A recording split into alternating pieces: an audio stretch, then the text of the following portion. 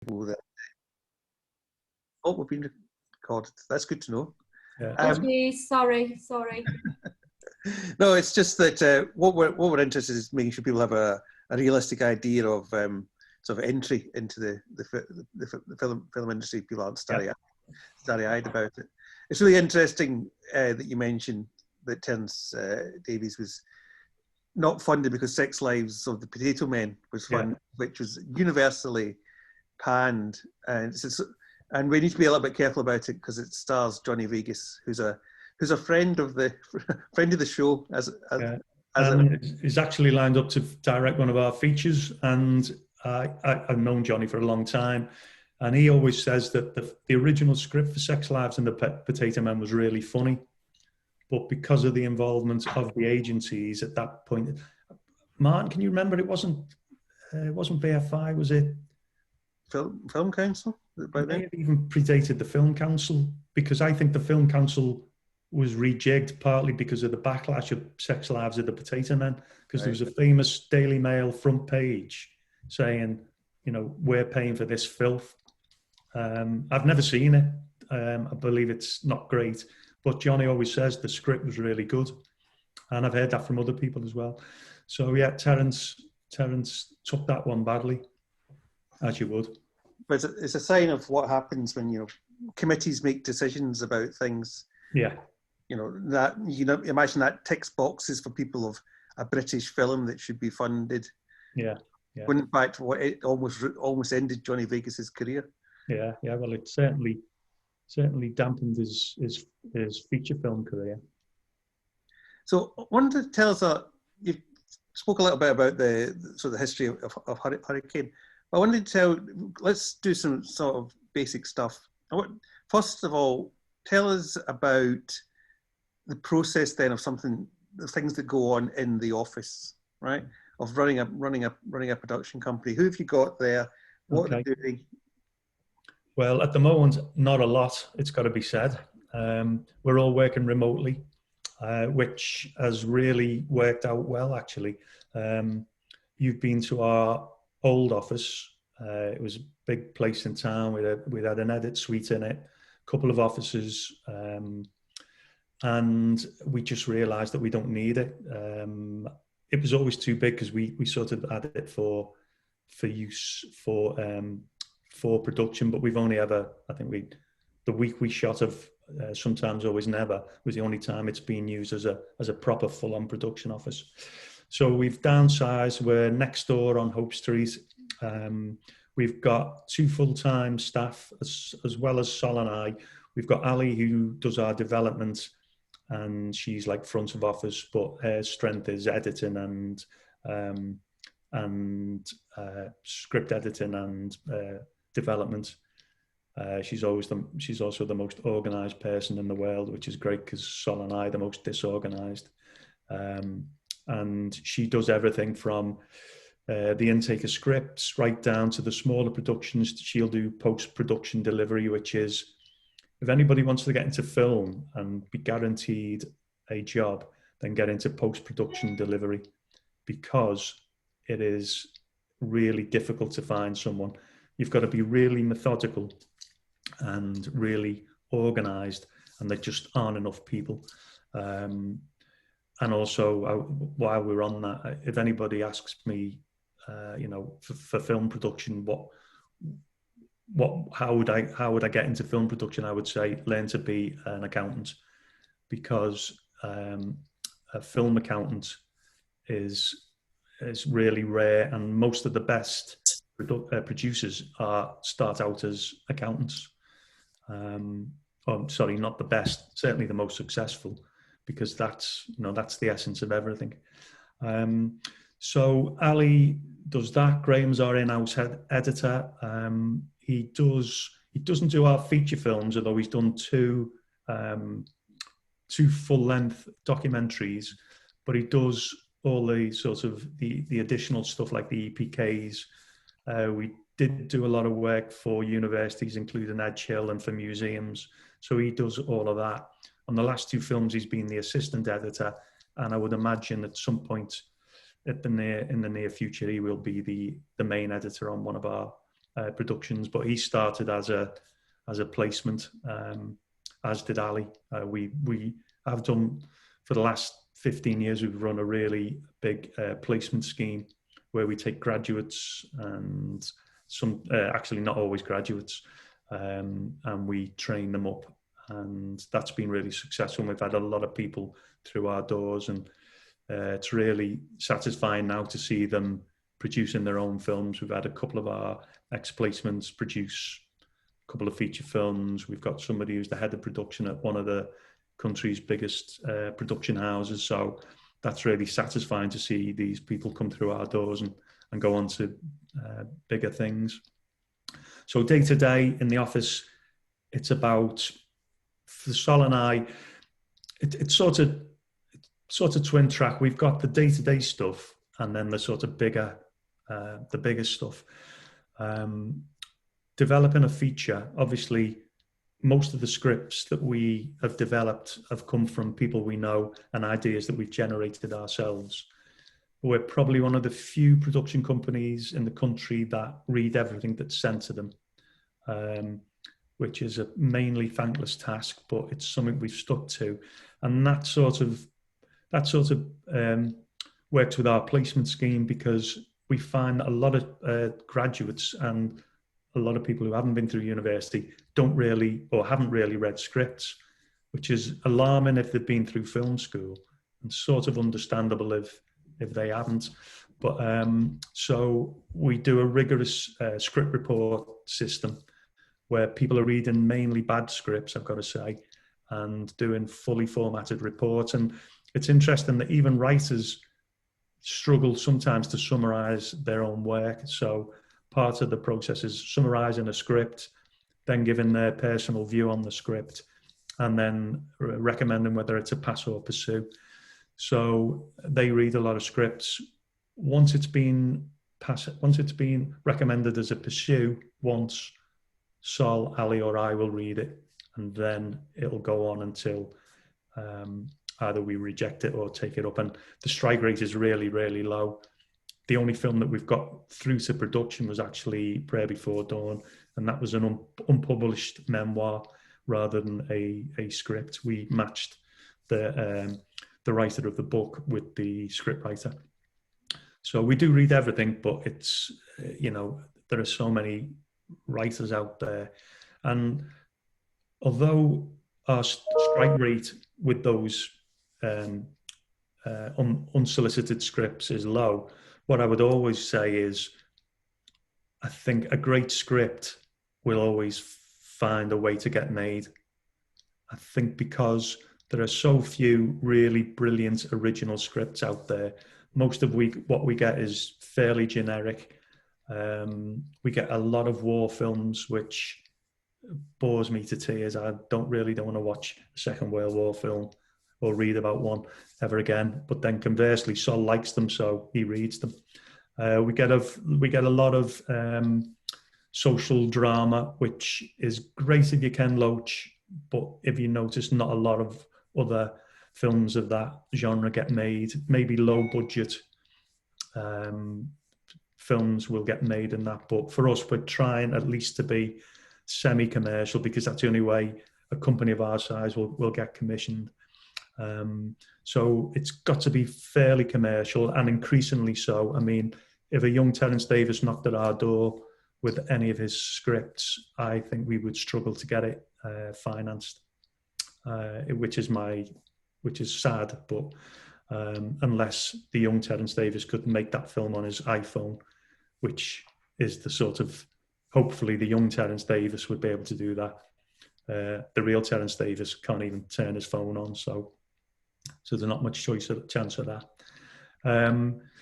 So our task is, once we've found a script, once we've found an idea, we then go out and look for finance. Increasingly, it was probably 20 years ago, if you had a great script, you had a good chance of getting it made. Less so now because of the demands of the market. And our first stop would be cast and director. Assuming we've got one or both sometimes not. We'll go to an international sales agent, and they're the ones who release the finance. So a sales agent, for those of you who don't know, and apologies if you know this stuff, a sales agent will pre-sell your film, which will be part of your budget. But more importantly, it will show that there's a market for your film. And on the back of that, you raise your finance. That's the model we use, and the model that most independent filmmakers use.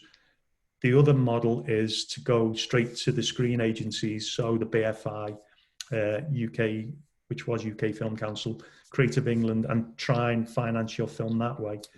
It tends to be, although they go through waves of commerciality or the opposite, and they'll go for something, you know, more edgy. It depends where the fashion is at the time, but hopefully you'd be able to finance your film fully with the BFI.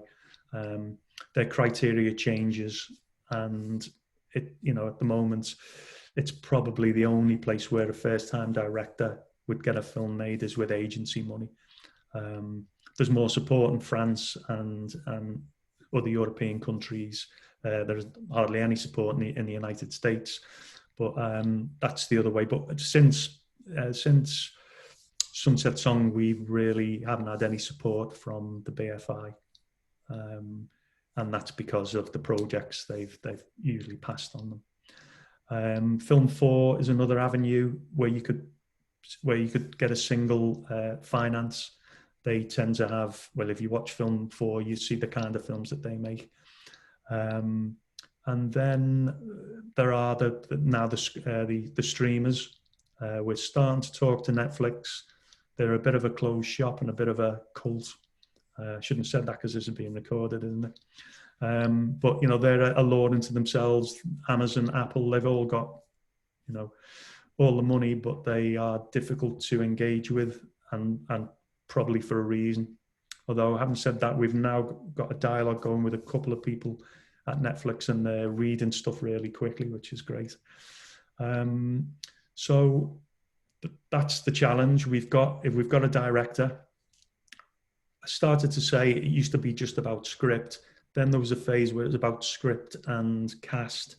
But now we've noticed in the last couple of years that cast won't even read a script unless there's a director that they want to work with. Now that has its plus points and its minus points. They will read a script if it's a director they've heard of, or they've got a couple of interesting shorts. So that doesn't mean that they'll rule out first-time directors, but they've got to be something about.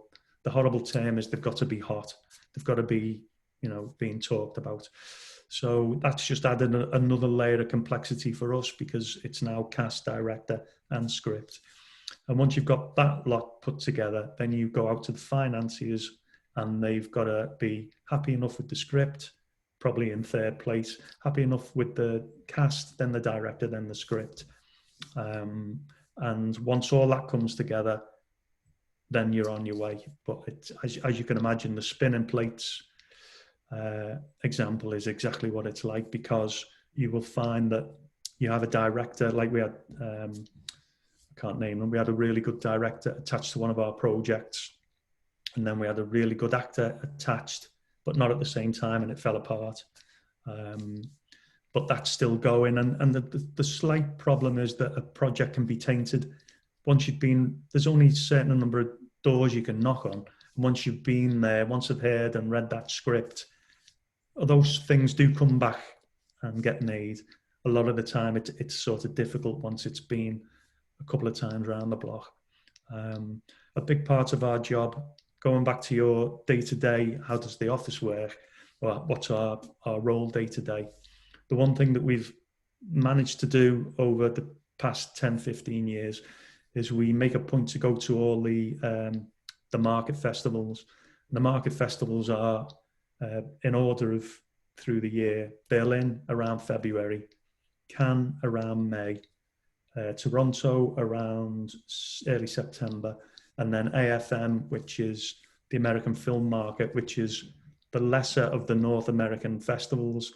What's really interesting in is the biggest film festival, market festival in North America is actually in Canada. Toronto is bigger than anything that they have in America, which is a strange anomaly, but considering the US is the home of the movie. And we've always managed, either by hook or by crook, to get to those festivals. Because we're based in Liverpool, we're certainly out of the way of the London film circuit. So we found that by being there internationally, it sort of enhanced our profile and our reputation. And, you know, it's by talking to those people at those festivals that sort of gets your films made. So that's our strategy, and we seem to be getting away with it. So let's imagine then that everything's in place. Mm-hmm. You've got your script, tick. You've got your director and your cast, and you've raised the money. That's when it gets really crazy. Yeah. So what happens then? Okay. So once everything's in place, the first thing that happens is it all falls apart. And you think I'm being facetious, I'm not, because it's happened to us a couple of times. I'll keep telling the horror stories, because the horror stories, the fact that we got through them, they've all got a happy ending. We were shooting Sunset Song. I was in New Zealand. Sol was in Liverpool. We were on our first week of prep, and HMRC decided to change the funding rules for film finance without any notice. They just put it up on their website one morning to say that international co-productions didn't get a certain amount of tax credit, which completely messed up our film. Our film finance fell apart a week before the shoot.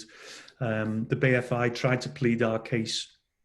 They pleaded with HMRC saying, look, there are 80 films in pre-production. One of them is in New Zealand about to shoot. You can't not give any notice. And they just said, yeah, well, that's the way it is.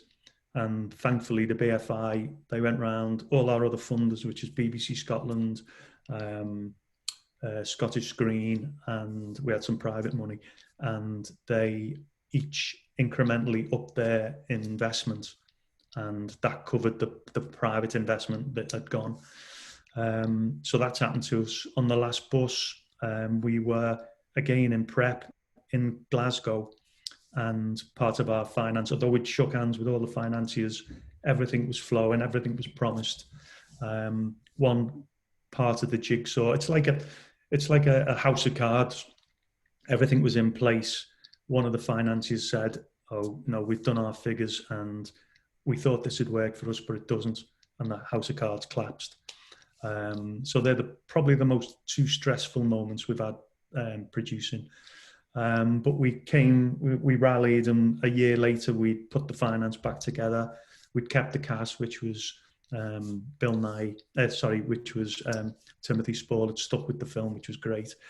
And we refinanced and went again, like just under a year later.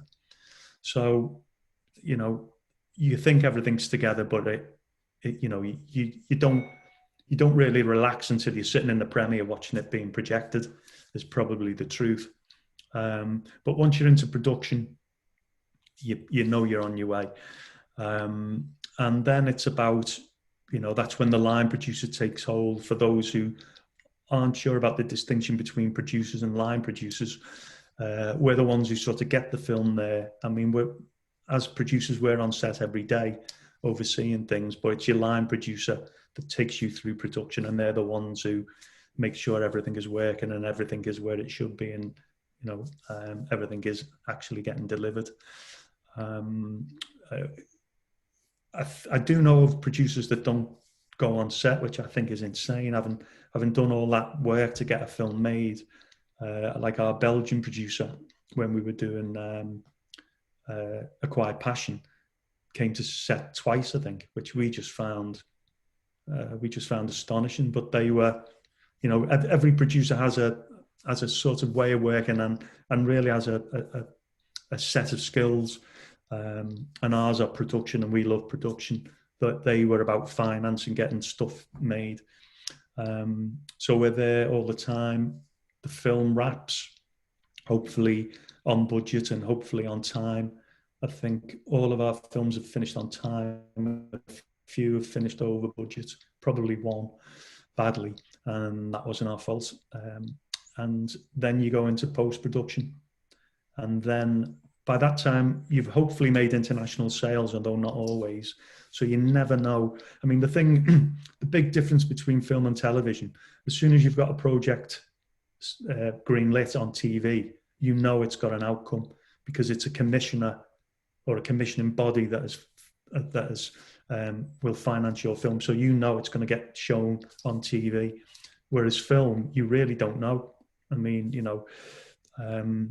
the 2 Terence Davis films were made without, they had sales agents, but they had no distribution, which is, when you've got Terence Davis, you're going to get distribution because he's really popular with cineasts around the world.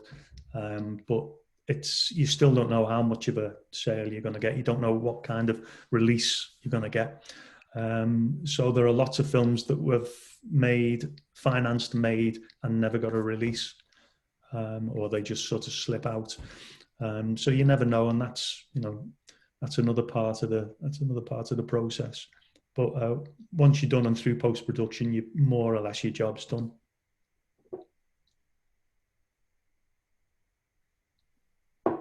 So the moment I think people might be thinking about when they might come in this environment is that moment of the line producer setting up the production, yeah, and setting up, first of all, appointing heads of department for cinematography, for etc. How, for most people in that industry, I guess we're talking about people working on a freelance basis and being hired on the basis of having worked with the head of department before. Tell us just a little bit about that, the reality of all that stuff. Well, I would say everything has been pessimistic up to now, the way I'm talking about how you finance films. I do think that there is a shortage of crew, which for anybody who wants to break into film is encouraging. Now, how you get to that level where you're taking on is part of the challenge. But we've seen, like, there was a pupil of Carl's who we took on after he graduated from Edge Hill, and from him being on as a placement with us, we put him on Sometimes Always Never as a runner, and I think he worked solidly for 3 years, because once he was on set, he was really keen, he was really good, he was a lovely lad, and he just went from film to film because people liked him, he worked hard, and he just worked his way up. And he actually has come to us with a couple of projects which we're talking to him about co-producing with him. So, if you're good at your job and you get on with people, there is a clear path from starting to maintaining a good career, because people are in demand. Liverpool, we're blessed because we've got a good film office and there's lots of production here. One of our issues with that, and the thing that we've worked with the film office and the city council with, is that for a lot of the time the big productions come into Liverpool, but they're fully crewed up. They may take a couple of runners on, they may take a driver, security, but they come in, they're a monster. They come into the city, great for the hotels, great for the taxis, great for restaurants, but for the film making community, not great, because the jobs are already taken up. So we, along with a couple of other producers, lobbied the city council, we lobbied the MPs in Parliament. We went to see all of our MPs in Parliament and said, look, you need to do something that helps the city not just become a location, but become a production hub. Because, all the films I've talked about, all of those feature films, we shot 1 week in Liverpool. Everything else was in New Zealand, Luxembourg, Belgium, Massachusetts, Thailand, Yorkshire, the most exotic of all of them. And, 1 week in Liverpool, which, if nothing else, it's not good for family life because we're never here. But the city council and the film office have really rallied, and there are new studios about to open up on Edge Lane. They're only temporary, but it's a start. The main development of the whole site on Edge Lane is yet to start, but hopefully it's edging towards it. And they've started development funds, which is great. We've really benefited from that because we've been able to pay a couple of our writers to produce scripts, one of which is one of your Edge Hill alumni, Joe Ainsworth. And that's really good because development is the hardest finance to raise. So now Liverpool has got a production fund and a development fund. So things are, looking up. And so for people who are aspiring to get into the industry, it is a great time. I talk about graduates, but, some of the best people we've had through our productions weren't graduates, and they weren't young either. I remember the best production manager we ever had was a woman who had a family, her kids had grown up, she was at a loose end, and she's one of the best people we've ever had on a film set, and it was her first film. So, there are jobs for people if people are enthusiastic and good at their work. How you get involved, again, it's like with every industry, without experience you don't get on, and you don't get experience without getting on. So the way through it is shorts. I mean, I'm not telling you anything you probably don't know, but short films, collaborating with people. And one thing I would say, which you don't hear often, but we get lots of people pitching shorts to us, and we stopped making shorts a long time ago because for all the efforts, it's not really, other than promoting the director, there isn't a market for shorts. They're a means unto themselves. But what I would say, if somebody's made a short or two and they're thinking about making their fourth or fifth short, I think there are only so many favors you can call for cast and crew. But I would suggest going to try and make a really micro budget feature. I mean, we hear of films that are made on an iPhone, and there are famous examples of that. I think with a group of people, rather than making 4 shorts, try and make a low budget feature. Because really the economy of scale means time and money is probably the same that you'd make in a couple of shorts. But instantly, for everybody's CV, it makes a complete difference. If I get a CV and it's got somebody's made 4 shorts, that's great, because you know that they can do it and you know that they're dedicated.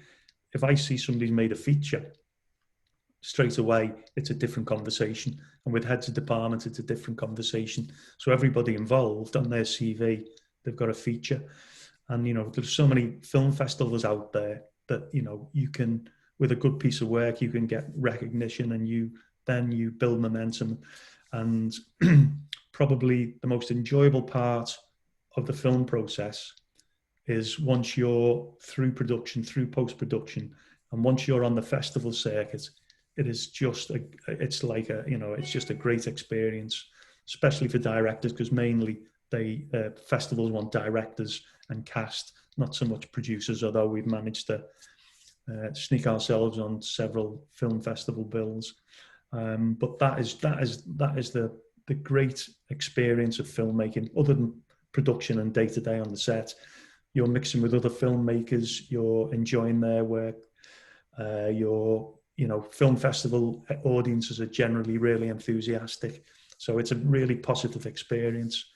As an aspiring director, I would say that, that's what you aim for, that sort of producing features and getting them onto the festival circuit. But, as you've just heard me moan on for nearly an hour, it's not easy, but, it's not easy, but it's not impossible, which I think is encouraging to any aspiring filmmaker. I like the idea of micro-budget filmmaking. Mm-hmm. Not only because, that's what I've done myself in the past, but also it's a sort of do-it-yourself attitude. Yeah, it's punk. It's punk. Yeah, which I think is very important. Yeah. If you not waiting on permission, Mm. not wondering why you've got your 7th rejection letter from the BBC. Yeah. Go and do it yourself. Say a little bit about what digital can do for you in terms of micro production. It starts your career. I mean, I suppose Tangerine is probably the most famous of, you know, below micro budgets. I mean, there's a flexibility in the term micro and micro budget, but you know, generally shoestring budget. You know, guerrilla filmmaking, that sort of collaboration of a group of people. And again, that's the greatest thing about the film industry is the people. Once you've got that camaraderie, whether it's a £250 iPhone film or a £250 million film, probably less so on that, but at the bigger scale, you know, that camaraderie of a film crew is great. And you know, when you're working as a team, there is no better experience. But you know, it's putting that the technology is there. We all know this. We've had this conversation a lot. The technology is there. It's about ideas and execution. You need to be doing something that will grab attention, that isn't too self-indulgent, that is interesting to people other than yourself. And whether that is through humor, whether that is through emotion. And, you know, it's not that difficult to be cinematic with the cheapest of equipment. I've seen it done. And some of our placements, they really, really have surprised us with their work. And the thing that we always stress is anytime they spent a Hurricane Films would be wasted if they didn't collaborate with their peers, if they didn't make connections, if they didn't make groups. And, you know, the prime example, we had 3 people with us at the same time. Those 3 people have now made 4 feature films, which is great. We had an early placement, met another placement, and they made a feature film within 6 months of leaving Hurricane. And it's not easy, and it's, you know, it's really challenging, but it's achievable. And, you know, once you get that first feature made, it opens doors, whether you're the director, whether you're the writer, whether you're, you know, the cast, it just pushes you on. And it, you know, it really grabs attention if you've got a feature film. I mean, shorts are great, and you know, I wouldn't knock them. You know, they're a way in, but I would really push people to try and make that feature for not that much more money, to be honest. And as I said, as I mentioned briefly, when you make your first feature film, you call in all your favors, and when you make your short, you call in all your favors. So you may as well go that extra mile and try and make a feature. Right, I'm going to. If we imagine this was a real floor, not a virtual floor, let me open the floor. Who's got some questions, thoughts for Roy? You need to unmute yourself. You're all on mute at this moment. Yeah, I can. Can I ask a question? Yeah, Sean. I need to flick you all back onto gallery now. Wait a minute. Yeah, go on. Excellent. Hi. So that was really interesting, the whole presentation. So thanks for that. Thank you for calling it a presentation. Well, whatever it was good. Felt like a miserable ramble to me, but presentation will do me. No, it was good. So there was a few things you mentioned. The script report system. Yeah. I was interested in that. Could you elaborate on that, or do you have any documentation that? Yeah. If you email me afterwards, I will send you a breakdown of what we do it or how we do it. But it's an in-house system, but I'm sure it's not unusual for other places to do it. Our readers read the script. They give us they summarize the story in a line or two, which is really, really difficult to do, especially if... That was another thing I was going to ask you subsequently is, Yeah. you know, how do the writers approach the summary of a script? So if you're telling your mate you've just been to see a film, you summarize the film. It's as simple as that. It's a line or two that contains the essence of the film. Obviously, you can talk about genre, you can talk about setting, but basically it's the essence of the story. And we find that if you can't distill that story into a couple of lines, then either it's not a great script, or conversely, it could be a work of genius. But so they summarize the script in a line or two. They then summarize the plot in probably half a page. So, you know, setting, characterization, main narrative drive, and then they will summarize, then they will give their opinion on how that is executed. So we're talking probably no more than 2 pages. But what we found, and what was really interesting, initially, anybody who'd been through university, what was depressing was how few of them had read scripts and done script reports. So that really surprised us. Then once they'd started doing the reports, you could see exponentially how quickly and how much those reports improved. I mean, bear in mind, most of the scripts that they're reading aren't great for one reason or another. Some, I'll come to that in a minute, but anyway, their power of observation and the way they expressed themselves, script report by script report, really improves. And that's because it's like anything else, it's a skill, and you know, it's about their interpretation, it's about their use of language. But that almost without exception, everybody's script reports really improved. And you know, it's something you can do. I mean, you watch a film, you summarize it yourself anyway. But I find that if there's a film you like, then you know, you don't have to write a report, but you summarize it yourself. And it's a real skill to be able to summarize a story and to be able to capture the essence of that story. But then everybody's got an opinion, so that comes naturally. And then they will give it commerciality. They will just in a line say whether it's commercial. They will guess at the budget. So if somebody comes to us with a space war opera, we'll know that it's not micro budget.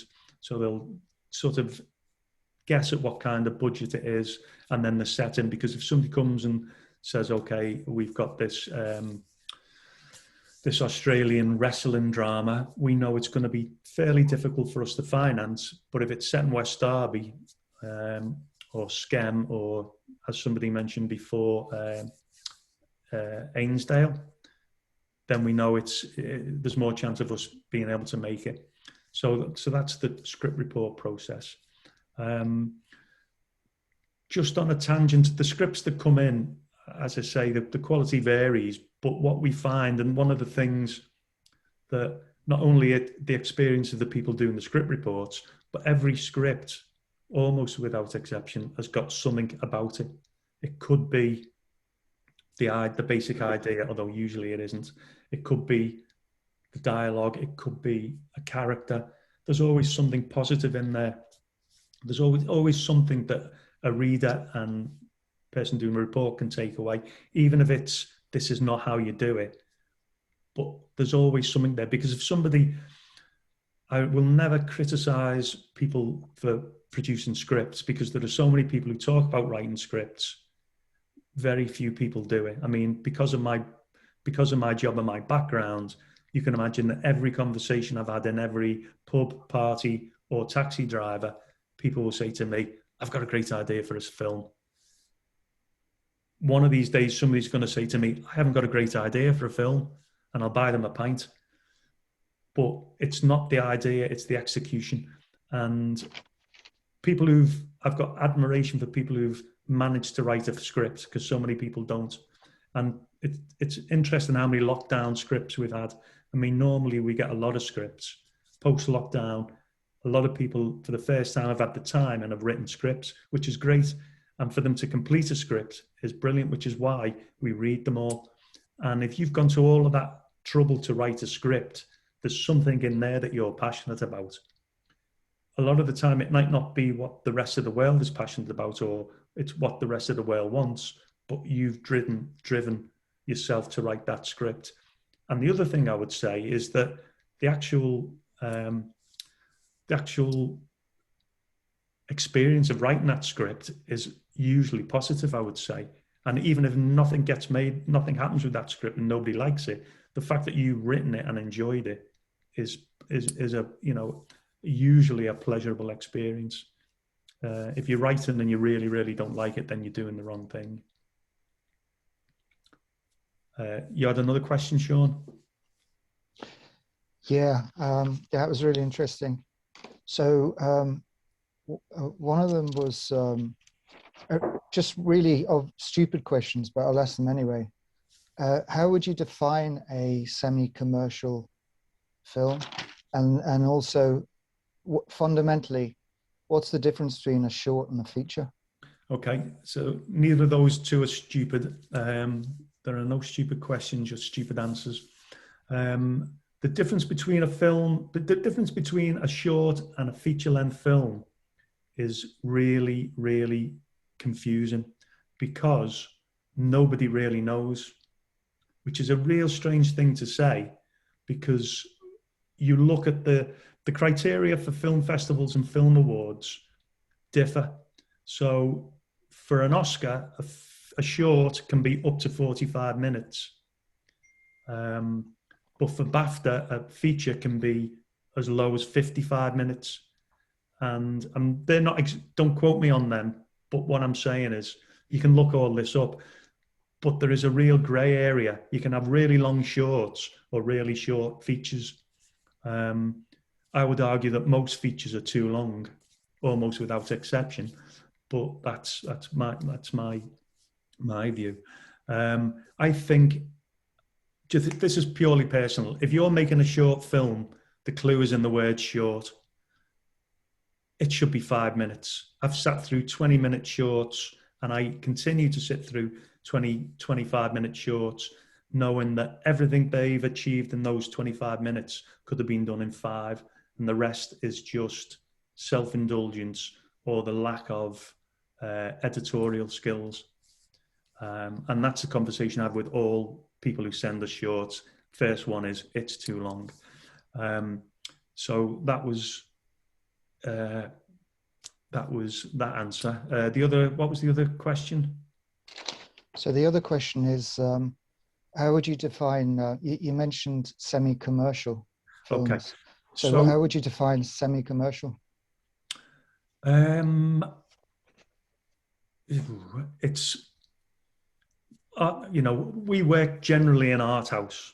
So that is the sort of cineast-driven filmmaking that we do. That's what we love. So that's what we try to make. It's getting more difficult. So the kind of film that financiers want is something that will attract an audience. So in simplest terms, on a Tuesday night after you've had your tea, would you leave the house in the rain to go to the cinema?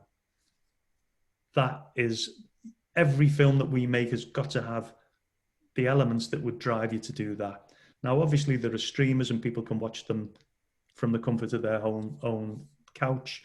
That's not the game we're in. We want to make theatrically released films, and that means getting people to spend money, leave their house, and go to a cinema. So if you've got a self-indulgent piece of drama, it's very unlikely that people would do that unless there are brilliant central performances, or you're a director of note that makes that kind of film and attracts those kind of people. It's the way we work, the way we get films financed, they've got to have a commerciality about them, and increasingly so. I mean, you can go to the BFI, you can go to BBC Films and possibly get those films made, but it's getting harder. Lots of generalizations flying around here, but that's as well, but you have experience of this, so you've obviously thought about it too. Yeah. Anyone else? Oh yeah. Hi, Steph. There you go. Stephanie. Oh, did you say me? Oh, hi. I also just wanted to say, I feel like my t-shirt might have given you the bad vibes because I've got Frankenstein in my t-shirt. Great film. I just wanted to ask, have you ever wrote a feature, or would you ever consider writing one? I've written lots of them, and none of them are getting made. None of them have been made. Oh, really? I've got two on the go at the moment. One of them is we've got the cast. We've got the director, which is me, and we haven't got the money, and probably won't get the money because I'm the director. Right. So it's fairly low budget. It's set in Liverpool. It's really contained. We've got some interest, and we've got a really good cast, but it's sort of, in the current climate, it's difficult to get it financed, but it doesn't stop us, and we're still trying, and Yeah, of course. we're going through stuff. So, and then during lockdown, like everybody else, I wrote a really ultra commercial film, which again, we've got some interest in. Yesterday, a director, a well-known director, said no to it. And I've been waiting for her to read it for 6 months, which isn't unusual. Yeah. Now, if she'd have said yes, I'm pretty sure that we would have got it financed and made, because a couple of financiers have read it, and one has said, subject to cast and director, we will finance this, or we will be a significant part of the finance. So it's close, but so I know the pain of the writers. I'm rejected as a writer frequently, as all writers are. So I know that pain. Yeah, that's all part of the fun, isn't it? It is, yeah. Sorry, I've got one more question. You were saying about the readers that you have at Hurricane. Yeah. Are they people that you employ like outside of the business? Like, how do you go about finding your readers? Just because it's just purely because throughout lockdown, I've started to read a lot of scripts, and a lot of the Oscar-nominated movies this year weren't available on like Netflix or Amazon Prime. So I found the scripts online and read them instead to see, what all the hype's about. And then obviously when I watched it, my interpretation was different. So I just wanted to know how that process worked. You can get scripts online. I'll answer your question in a minute, but you can get scripts online. You have to do a bit of digging, and it's usually quite illegal, but it's worth reading. And a script editor once told me that if you're serious about film, you should read a script a day. Yeah. So they are there, but you need to do a bit of digging to find them. Sometimes people put up scripts they've just copied the dialogue, but you need the script because in the stage direction is the essence of the film. So you can get them. How we come about what the two letters we get almost every day is people wanting work experience and people want to read the scripts. So we've got two groups of people. So over the years, we've worked it out so we can give people training, and we have them as placements, and they read the scripts. Yeah. So that's how we manage to read all the scripts. Okay. Once one of those placements have read a script and put a pursue, then we start reading it. Oh, okay. So if you're interested in reading scripts, drop me an email. Now we've got a much smaller office, we won't be doing the training, because we have people in training as editors and runners and stuff. We'll be doing less of that, but we will always be doing the script reports, and people are doing that from home. So it's good for the CV and it's good for the experience. But there's a long waiting list. But just drop me an email. Okay, cheers. And that goes for anybody. Tell me that you are on this, so I know who you are. Okay, thank you. Anyone else? Georgia and Jackie, you had your hand up at one point? Yeah, I was just going to ask what happens to the script once it's been read. We can't send them back because it costs too much money. And what we also do, which is really bad for the environment, is we print them all off, because really we believe that some people read digitally, but I think you need to have the script in your hand to read it. So we have mountains of scripts, and they are read in the office. At the moment, people are reading at home, so they're not printing them out, but they're pulped, because, you know, actually we do keep quite a lot of them, but mainly they're just recycled, unfortunately.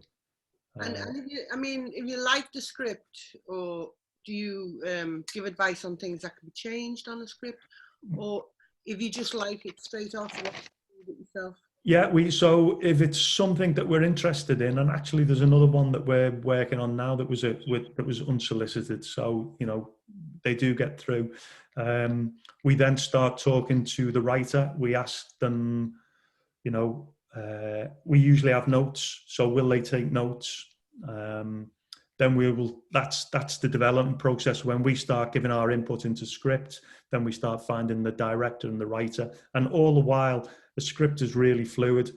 You know, it will be being rewritten right up until the shoot, and sometimes during the shoot. In fact, a lot of the time, so you're rewriting all the time. But with stuff that we like, what we'll do is we'll go and speak to the writer. Sometimes they've got agents.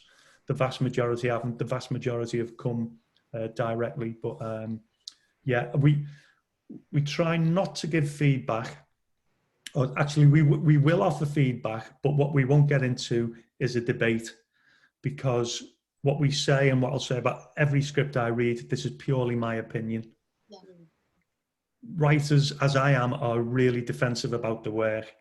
So if, you know, somebody writes us a script and we say, well, actually this isn't funny and we don't like this scene, the natural reaction is a writer to come back and say, well, I think it's funny and this scene works because of this.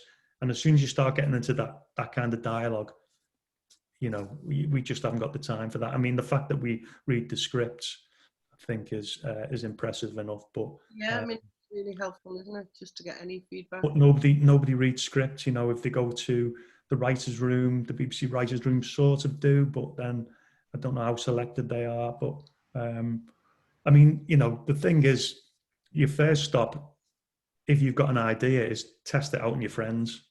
I mean, that's the, you know, or find people who read it for you, people whose opinion you trust, people who tell you straight, because there's no use giving it to your best mate and them saying this is the best script I've ever read, but it's only because you're your mate. And that, you know, it's the life of the writer. You know, you're laying your soul in front of people, so you've got to be able to take the criticism, unfortunately. Thank you. Claire, who's wearing a T-shirt saying "Hope," has a question. Yeah, well, that might lead into my question, actually. 2 questions. Has there ever been a script that you've rejected, and it's gone on to do well? And secondly, you talk about, like, you know, you make films that people go to the cinema for. Yeah. You know, a virtual room full of kind of, like, you know, potential filmmakers here and future filmmakers. So what would you say is the future, really, and how do you reckon Hurricane Films will adapt to that? 3 questions. How Hurricane adapt? I don't know.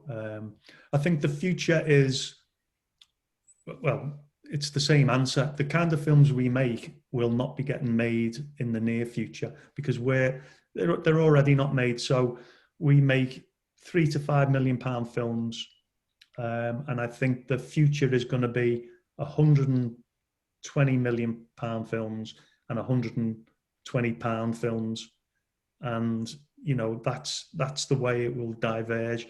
Now, if you look at that's a big generalization, but that's the way it's sort of going, massive and really small. Now, there are lots of people know who Ted Hope is. Ted Hope, he's a star of film. Look him up. There are people who are really positive about the future of independent filmmaking, and that's because of technology. And this buys into the stuff that Martin's doing and hoping to do. And what they're saying is, you know, it can't all be big blockbusters, people will always want to watch drama. They'll always want to be moved as well as entertained. So there is a positive view of how smaller filmmakers will navigate the future with streamers and retaining a theatrical output. So although most of what I've said is fairly miserable, I think there is hope, and I think there is a future, and we've managed to get away with it this far, so I think we will carry on. But for emerging filmmakers, the technology and the way you engage with film, I think, is encouraging. But for the short term, I think it's already happened over the last couple of years. The sort of middle ground, the sort of film that we would aspire to, the £20 million drama, really doesn't get made anymore. The streamers sort of do, but you never know what their budgets are, and you never know, the system, which is a whole other conversation of how the streamers finance films, which is the buyout method, is a way that we haven't made a film with them yet, and hopefully we will. But that's making a film for a budget, and then you've got no possession of the film beyond that. Whereas say if somebody made a film and it did well, what's called a long tail, it will always be shown on television and repeat and repeat. That will always bring money back to the filmmakers. Whereas the streamers, that doesn't happen. They just pay your costs with a premium, and then they own it forever. So everything's changing, but ultimately people will always want to be entertained and moved, whether that's in their house, whether that's in the theatre, and it will need people to write that, make it, and do all of that. So although I'm upbeat for the future, I think I answered all of them. What about the bit about the script? Is the one that you? Oh, right. No. We know of a film that we had for a long time and went through lots and lots of drafts of it. We know that it's being picked up, but whether it'll ever get made, I don't know. It was a script that we loved, but we just didn't think it could be made. And somebody else has picked it up, but no, nothing we've ever rejected has gone into production. Cheers. So you didn't pass on Harry Potter then? That's good. No, if only. Yeah. That's fantastic. That's absolutely brilliant stuff. Carl's joined us down. I can see him in the bottom right hand corner. Yeah. See, you owe me a fiver, Carl. I told you to be upbeat. Was I upbeat? Yeah. Good job you went on earlier, Carl. I slated you.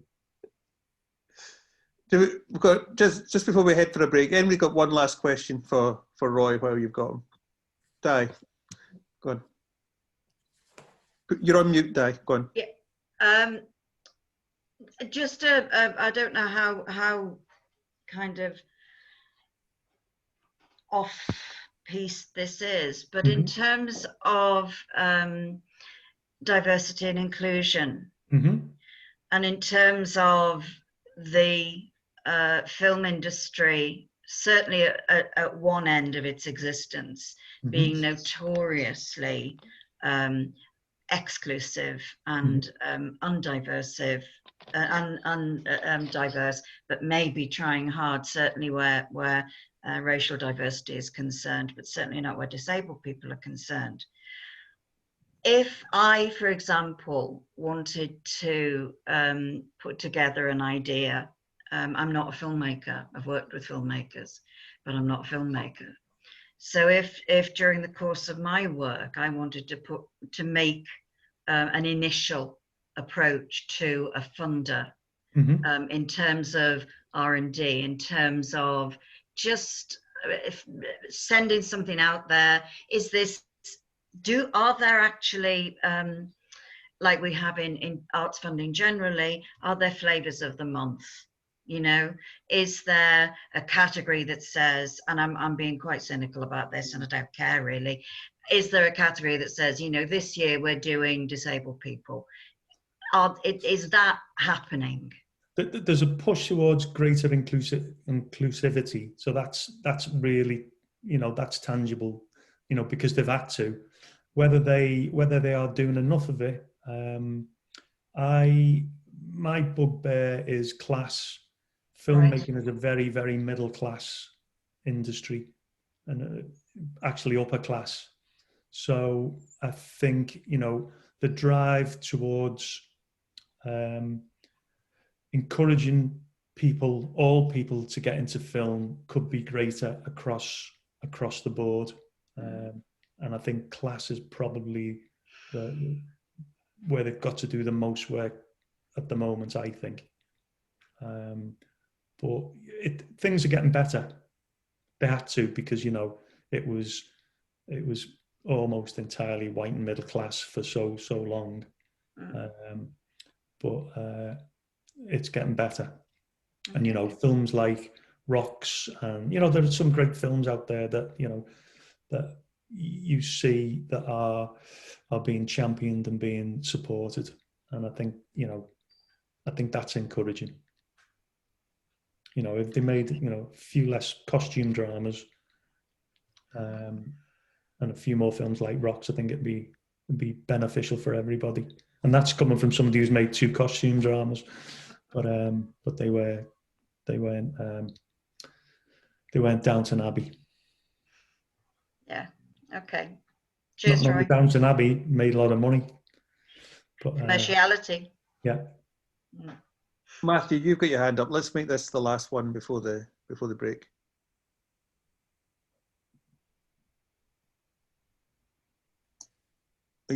Where's your hand up, Matthew? Yeah, you're muted. You're muted.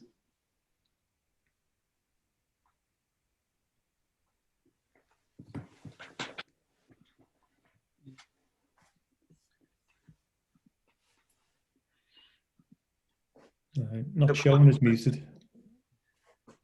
I think we've lost you. Matt Edge, are you there? We can't hear you. Hi, can you hear me now? That's great. Sorry, I just need to turn up my microphone again. Yeah, thanks for that, Roy. That was really interesting. Just to express upon inspiring filmmakers or directors in terms of feature films. Yeah. What are your thoughts?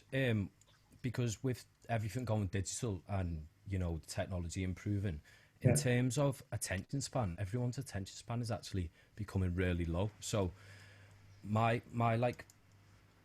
idea, or I would like to know your thoughts, is like the power of anthology series.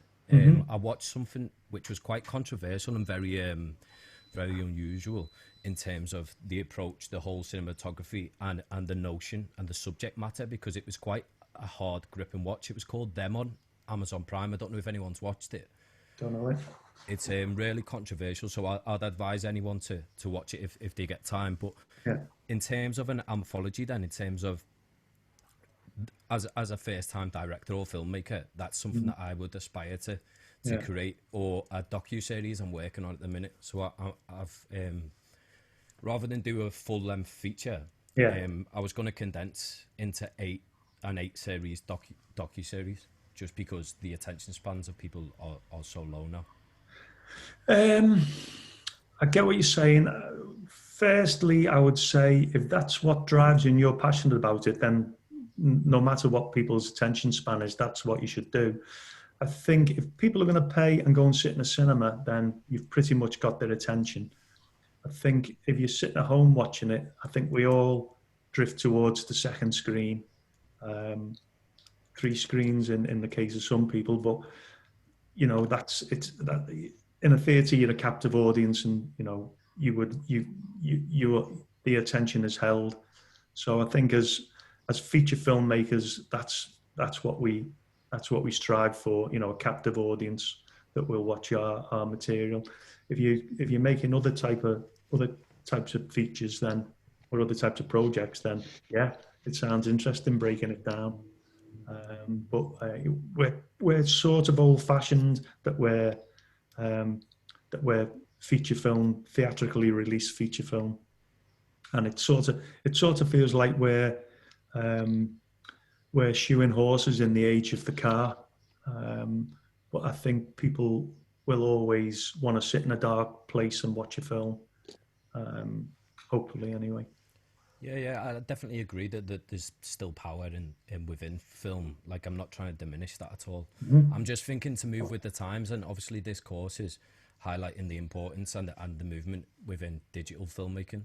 Yeah. So it's talking about the future, and evidently from what Carl said last week and Martin with regards to the 10-year sort of span, we were talking about as the technology changes, you know, more opportunities arise, the equipment's cheaper, you know, you can arguably shoot on your iPhone with Clockwork Orange and other films alike. But in terms of actually branching out, if you're so like as a film company, you've been around for over 15 years, you mentioned, but how will you lead the way forward, or will you kind of just stick to what you know because it works? Like, what would you say? We talk a lot about, you know, diversifying and doing different things. We've got, you know, we've had to turn back to television. So we've got a horror series in development. So we are looking to TV. Anthology, you know, an anthology doc, I'm not really that familiar with it. We make our docs either an hour or feature. I think, you know, if there's a market, if there's a demand, then you would be stupid to not to follow that. But ultimately, I think what you said with your first sentence is, you know, if you're driven to do that, that's the most important thing. You've got to really like what you do, because otherwise you're doing the wrong thing. Cheers. Thank you.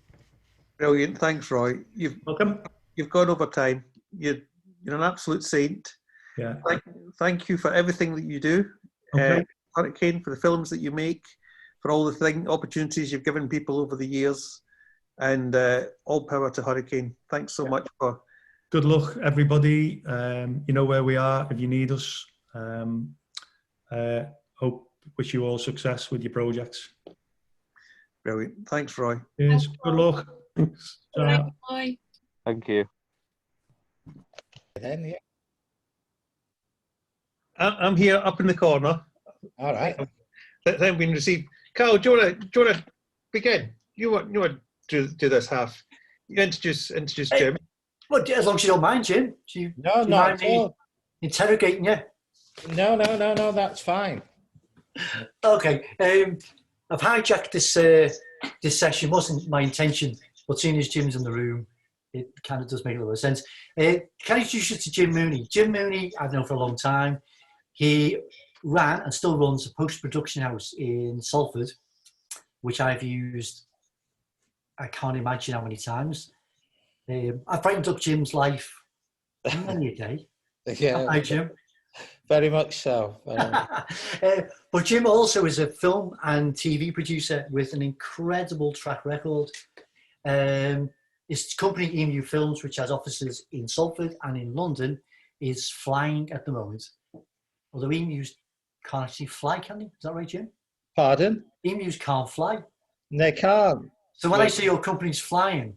Well, we're bucking the trend. We are the exception to the rule. Okay. So, but Jim's company, Google, or I'll put it in the chat room in a moment, have a look at Emu Films. Fantastic company, amazing output of films and TV. So that's Jim's background. But I should return to Martin, and then we can do the session. By the way, Jim Mooney. Right. So, go on, Martin.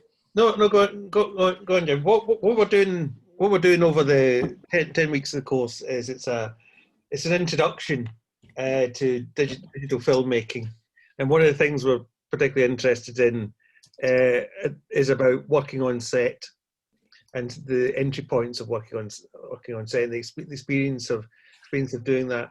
And at this moment in time, apart from all the great things that the Emu films do, that you've got. You've been working on guidelines for safe working during COVID. So maybe just tell us a little bit about what your experience has been of trying to run a production company in the last 12 months or so. Yeah, fine. Okay. Well, I think the first thing I'd start off by saying is that I sent through some docs to your colleague, Karen, is it? Yeah. Yeah, that's right. So, hi there, Karen. Yeah. Nice to put a face to the name. So I sent some docs through which relate to one of the productions we did, which was Benediction, Terence Davies film, which was probably the first full film shot after the reopening up come the summertime. So I've sent those across, and you know, if anybody wants to have a look at them, it gives you an idea of the general protocol in the widest possible sense of what's required. And also, like one of the docs there also gives you an idea of when you're having to do, certainly when we started back on this, having to do the testing regime, you have to look at what we call the dudes, which relate to the people, you know, days of work for the different cast. And obviously you're then having to think of, well, if somebody's coming in and they're involved in a close-in scene with our lead who's never had COVID, never had any injection against it because they didn't exist at the time, how long beforehand do we have to get them tested? And so there's a whole mishmash, and what's the cost for all these things? Because obviously at the first instance, nothing was cheap. So there's documentation on that gives you an idea of the madness of having to plan all of that out, as well as actually deal with the thing and instill a protocol of ours to be able to do the things. So I suppose if I start off by saying that we were just about to shoot Benediction, a 6-week shoot with Terence Davies' film about the life of Siegfried Sassoon, when the lockdown occurred, right? So a week before we were due to start shooting, we had to put the whole thing on hold, which in a way was a nightmare, but we were very fortunate that for that film, the financial backing was from the BBC and BFI. So they helped us out straight away to, you know, putting people, some people could stay on because they were contracted in with the rules, because obviously no one knew what was going to happen and that. And then, but they helped us financially there. And they also, when we came to start back up, they also helped us on that front. So we had chaos like everybody else did. No one had a clue. And for a while, you couldn't do anything anyway. But we also then we just shot the previous year, Small Axe, the Steve McQueen series with Turbine. We were like the junior partner in the thing.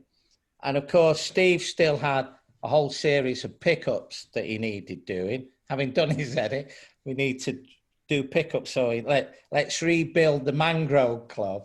The inside of that was one of the things that was required. There was also a judge's hand required, which was me. I took that role, a fine performance. So we had that, but also we had within the insurance policy at the time for that was different from policies now because COVID didn't exist when we had that. So we knew that as soon as we could get back into production, we would go with that. And we set up our own protocol for it. It helped. And I ended up getting this role on the COVID side because I did my degree in chemistry and physiology. So for the first time ever, my degree was of value to me. So I think there's companies like First Option there. I think another thing to point out is a lot of people have made huge amounts of money out of COVID, huge amounts. And there's a lot of people who are giving advice who, to put it crudely, know sweet FA, certainly in the early days, about lots of things. And just dealing with things in completely daft manners. And the first thing I have to say this right at the outset is I had a huge run-in when we started on Small Axe because it was a BBC funded one, and it was the very first thing that was out after the lockdown, the very first thing that went back into production. Turbine, our partners, felt we had to have First Option on board with us, and we had to follow their advice. And it was a constant fight with them from my point of view, because a lot of the advice was wrong. The classic example on this, and it's something for people, I think it's really important for people to bear in mind, was with masks, right? So I suggested and said, we are getting the surgical mask, the 3-ply mask. And I had this representative for First Option say to me, that's wrong. I said, what do you mean it's wrong? She said, those masks aren't as good as the K whatever 95 masks, you know, these other things. I said, why aren't they as good? She said, well, COVID's a very small molecule. And I said, oh, is it? She said, yeah. And those masks that you're suggesting, they're loose at the sides. I said, yeah. So she said, well, these small COVID molecules, they can get in round the side of the mask. So I said, really? She said, yeah. So you should be getting these other ones. I said, well, those other ones are like £3 a pop, £4 a pop at the time, if not higher. And you should change them twice a day, she said as well. And I said, well, really? I said, well, you know, to be quite honest with you, you're talking bollocks here. I said, first of all, you know, these masks then, these tiny molecules, they're going to get round the side. She said, yeah. I said, so I need to get these other ones that don't have that gap for those tiny. She said, yeah. I said, well, how are those masks protecting your eyes? She said, what do you mean?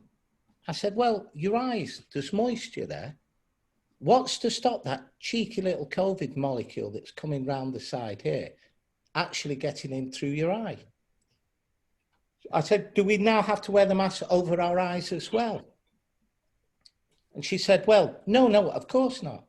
So I said to her, I said, look, you have to understand one thing right from the outset on this about things like, and I started going on about Brownian motion and various other scientific bits and pieces. I said, the mask is there for one thing only, to help reduce the chance of you giving, if you've got COVID, spreading it to other people. That's it. Don't think of anything else. And so really, you know, from the outset, I think one has to always look at when dealing with COVID on a set of taking it from the most practical manner possible. And masks are there to do that. So people, even now, for example, as we'll talk about now in a minute and that, but then, so that was the very, very first thing on it, that you have to look at things in a practical manner. And the key things are, which is the mantra on everybody, is trying to keep space on set as much as you can, wear masks and clean your hands as often as possible, you know. And I used to spend the time on our jobs, so our jobs involved me walking around.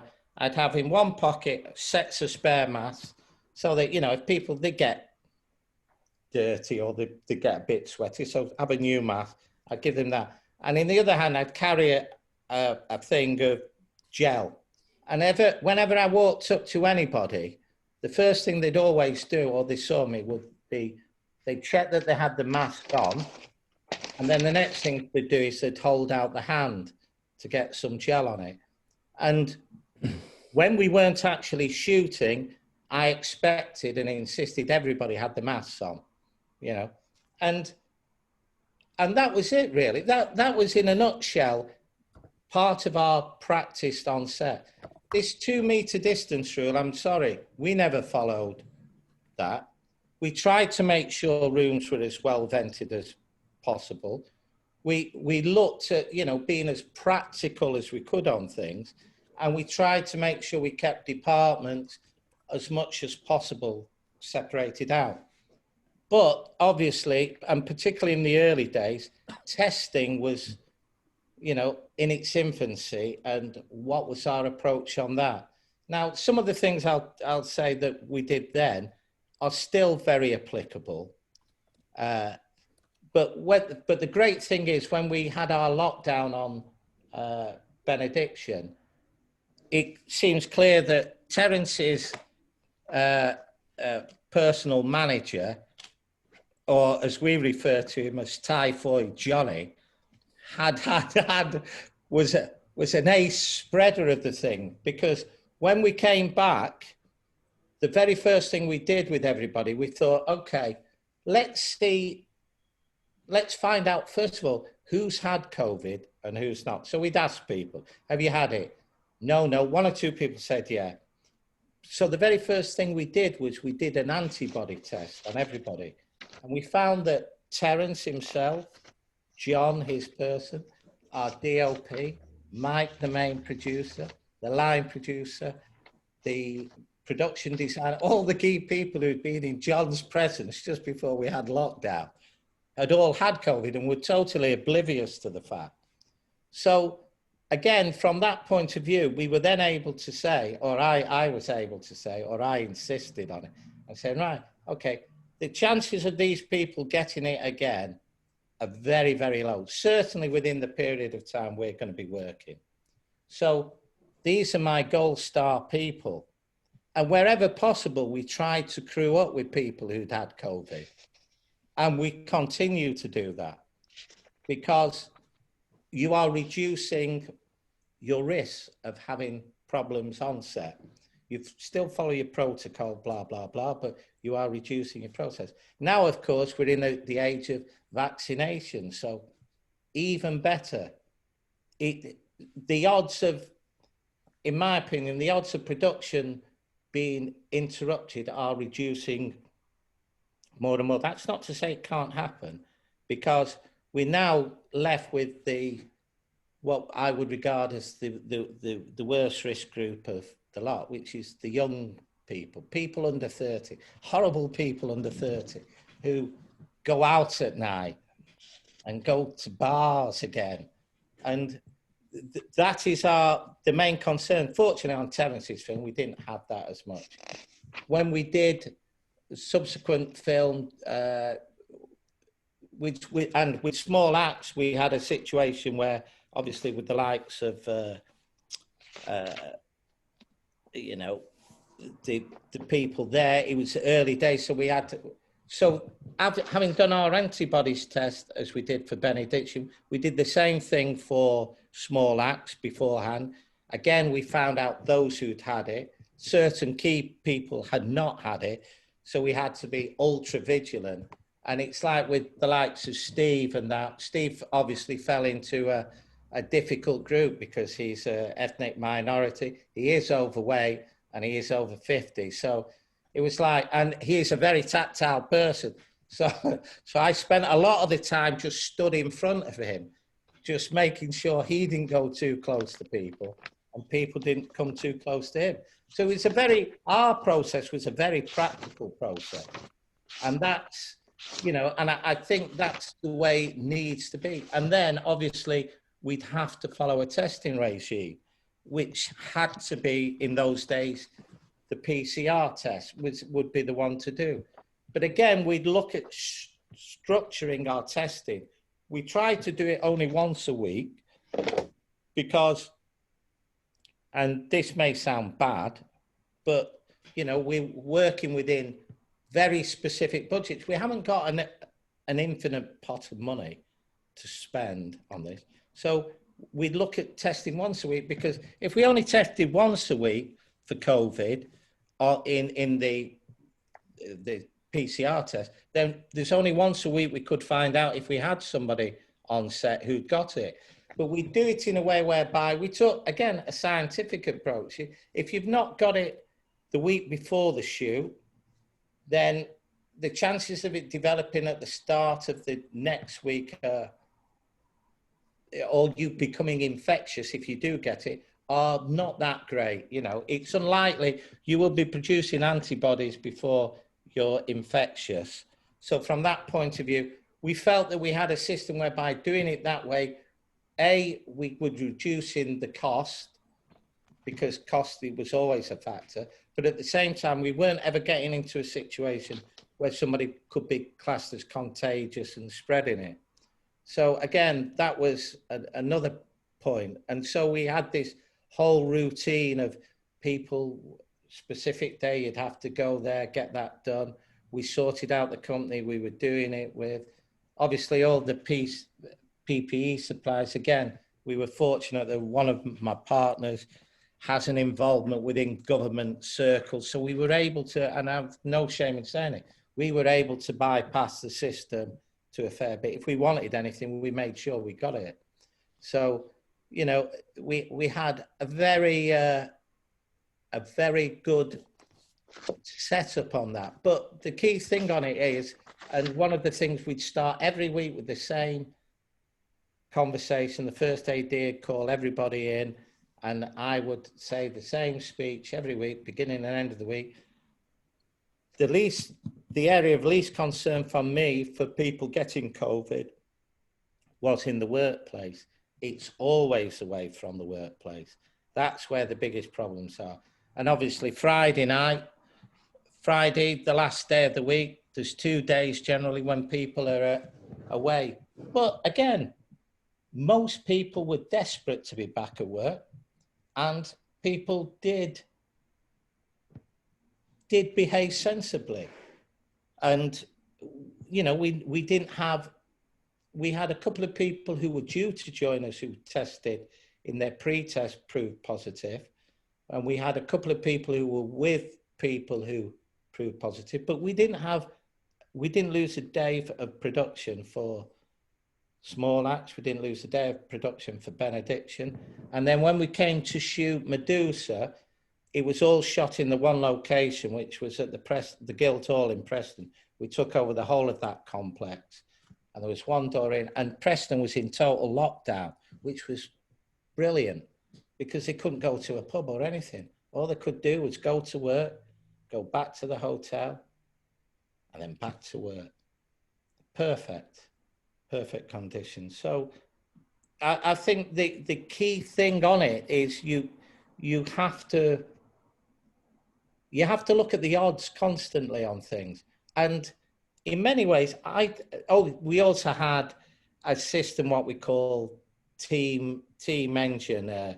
It's an organization where every day before people came to work on the bigger productions, they'd have to complete a self-certification green pass, which should be shown at arrival to the unit medic who would do the first temperature test of the day. We do 2 temperature tests a day, first thing in the morning, then at lunchtime as people were going to get the lunch and that. So they'd have to do a self-certification. If anybody did something wrong and they got a red pass, I'd get a call immediately, which happened on a few occasions, but generally we were able to sort that out. So again, we were reducing everything we could to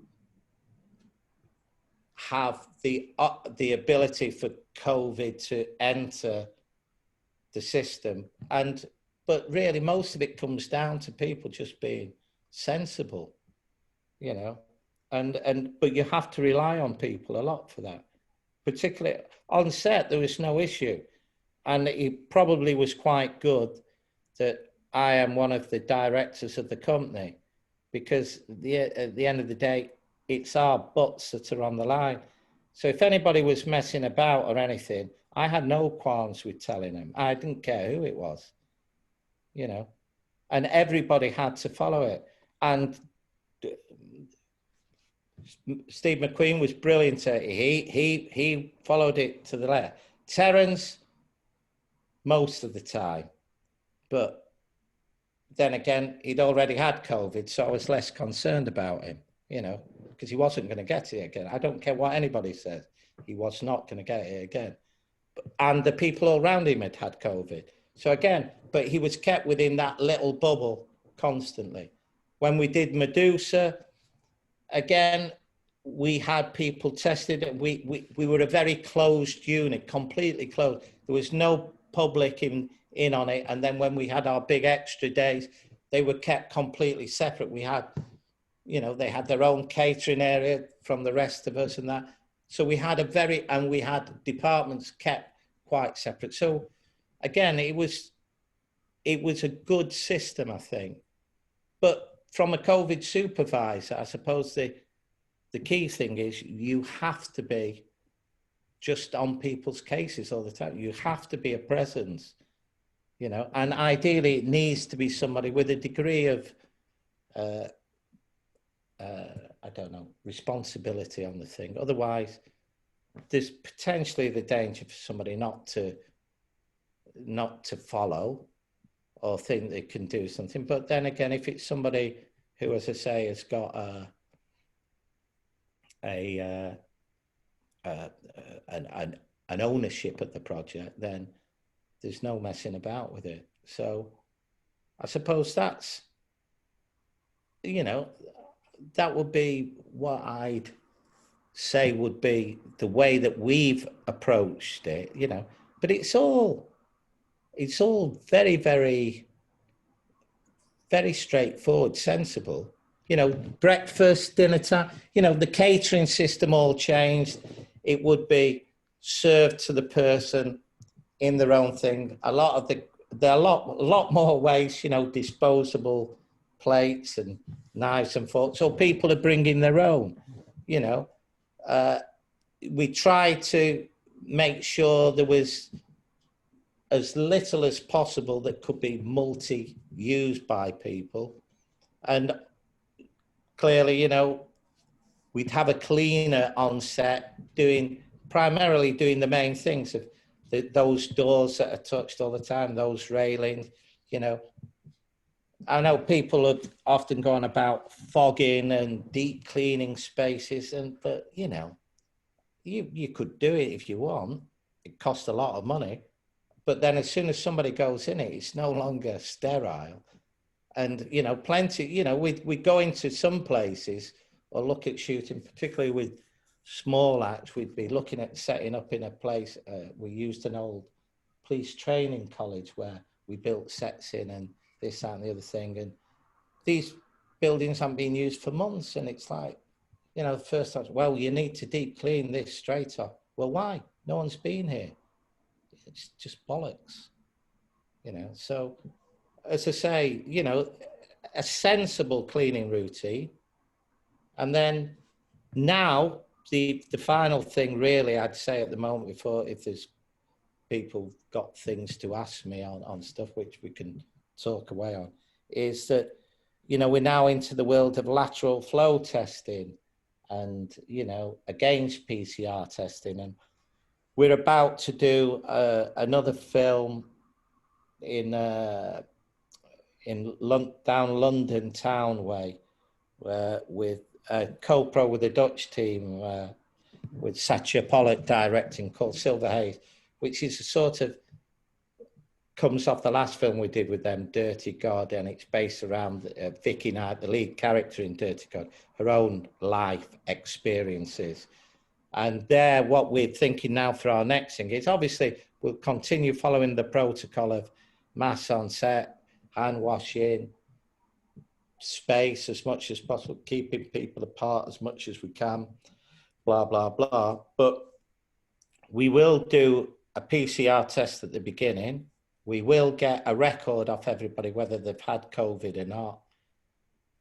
If they've had vaccinations, how many they've had. So we'll have our scientific background on that. But thereafter, we're probably going to do twice a week lateral flow tests. We've using they've got the ones we're using have got a very interesting name. They're Italian and they're called the Daily Tampon is their name. But these we can source direct, and I think they work out to us round about £4 a pop. Whereas I've just got to speak with this DOP one sec. Paul, can I give you a call back in about half an hour or so? Sorry, I'm just on a Zoom. Cheers, mate. Thanks a lot. Bye now. But we are being quoted 25 quid a pop for each of those from the suppliers. So hence, as I say, a lot of people are making a lot of money out of COVID.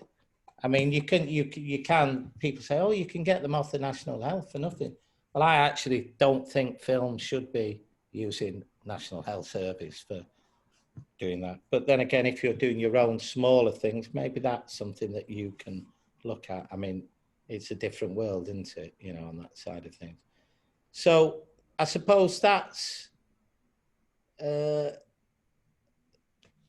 very much the sort of general way we've gone about it. I hope what I'm saying is making sense. That's great, Jim. Thanks a lot for that. I wonder if you could tell us a little bit about, so what are the actual legal requirements at this moment around COVID marshalling? Well, I think that's an interesting question. What are they? I don't think there's, I don't honestly know what they are. I mean, there's a lot of advice out there. And, you know, with First Option, for example, who are one of the leaders in this field, they fire out advice all the time. But then at the end of it, it says, you know, but they always put a disclaimer on the thing. I mean, I don't know. I mean, the fact of the matter is, different productions have different budgets and they have different amounts of money to play with, you know. And I suppose the bigger the star, the more you put behind it. But there's the classic example of when, I think it was when they were putting Jurassic Park back in, they'd spent this fortune on the system that they installed there. Day one, COVID. Day one, and they had to stop it. And the American execs were going ballistic. I know this Mike Elliott, one of my business partners, his better half, Jacqueline Durran, who's the costume designer, she was saying she had to eat, she was working on this, and she said, it was like going into Guantanamo Bay or something. It was just ridiculous. And yet they got COVID day one straight in there from one of the American teams. She said, so I don't know. I don't know what I can say to you that on what the legal requirements are. I think all I can say is I think you have to practice best practice, you know. There's lots of, for example, I know that during even before the vaccination thing got into the level it has done now, there was plenty of commercials and certain productions that were doing very, very limited testing, nowhere near what we were doing. But, you know, I think the key thing is you have to always rely on the people who are working with you as well, because every day somebody has to say, you know, they do a self-certification. If, you know, what if they have got it? What if they, you know, I don't know. So I don't know what else to say on that. So what we're saying is that at the moment, although we've had a lot of talk about opening up the film industry, media industry in a safe way, actually nobody's said there's guidance, but nobody's actually coming around checking what anybody's doing. And really it's about the production, putting in place safeguards so that people are safe on set and you get the production done without spreading COVID around. Well, to a degree, but you can never make that. You can only do best practice. You can never make it totally safe, because the minute somebody walks off set, you don't know what they're doing. You don't. If they go home, you don't know where their family have been. You know, you have to rely as much as possible that they almost self-isolate themselves, that everybody commits in that way. You know. And on a film, there's a reasonable chance of doing that.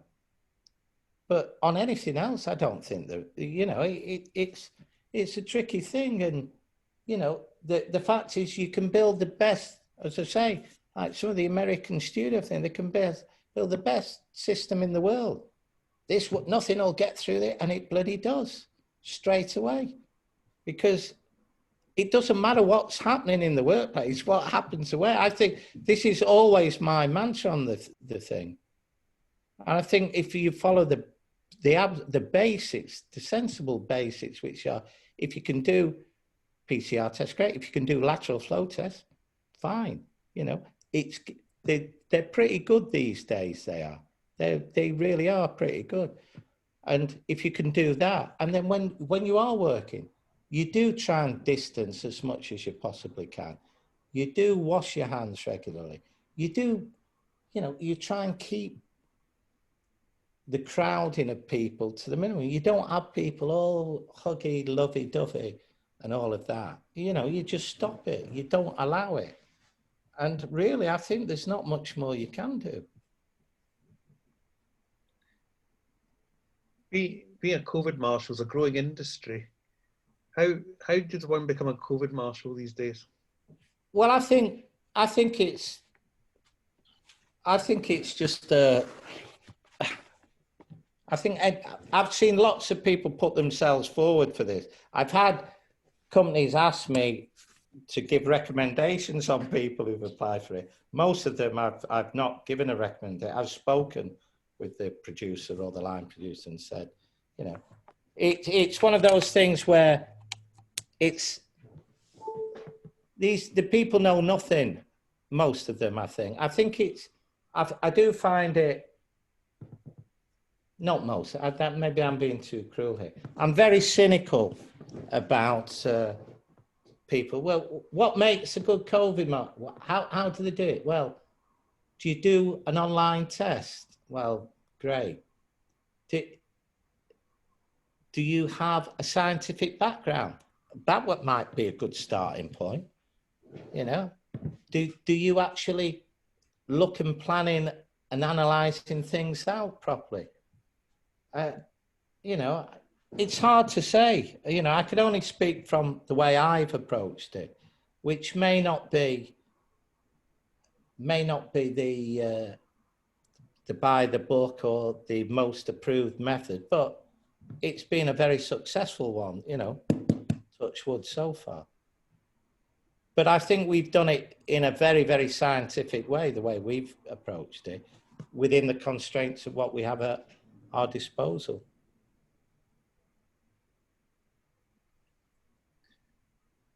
Great stuff, Jim. I'm going to open. I've got another question I want to come back and ask you, which is not about COVID. So I'll keep it in the topic of COVID at the moment. Do we have questions for Jim about COVID marshalling, working on set, working under these present conditions? Stephanie. Hi, Jim. I just wondered, is there anything like written into like the actors or, you know, like the directors' contracts and stuff about COVID? Like, is it more just that they have to follow all the protocols that you guys set out, or are they like liable if they get COVID, or just wondered? No. I mean, they're certainly not liable. God, actors, they're never liable for anything. Even if, you know, and I know of another production recently where certain younger people within the cast went wild one weekend and brought 2-week hold on the shoot. Yeah. Cost the production a fortune. But are they liable? No. All you can do is, and their agents wouldn't have that anyway, you know, and the thing is, somebody could take the best precautions themselves in the world, and through no fault of their own, they could get it. You know, it's you just have to rely on, certainly when we've done our thing, because we were so early, people were desperate for working, and people did. In fairness, everybody followed the process pretty well, you know, and we did consciously try and keep departments apart.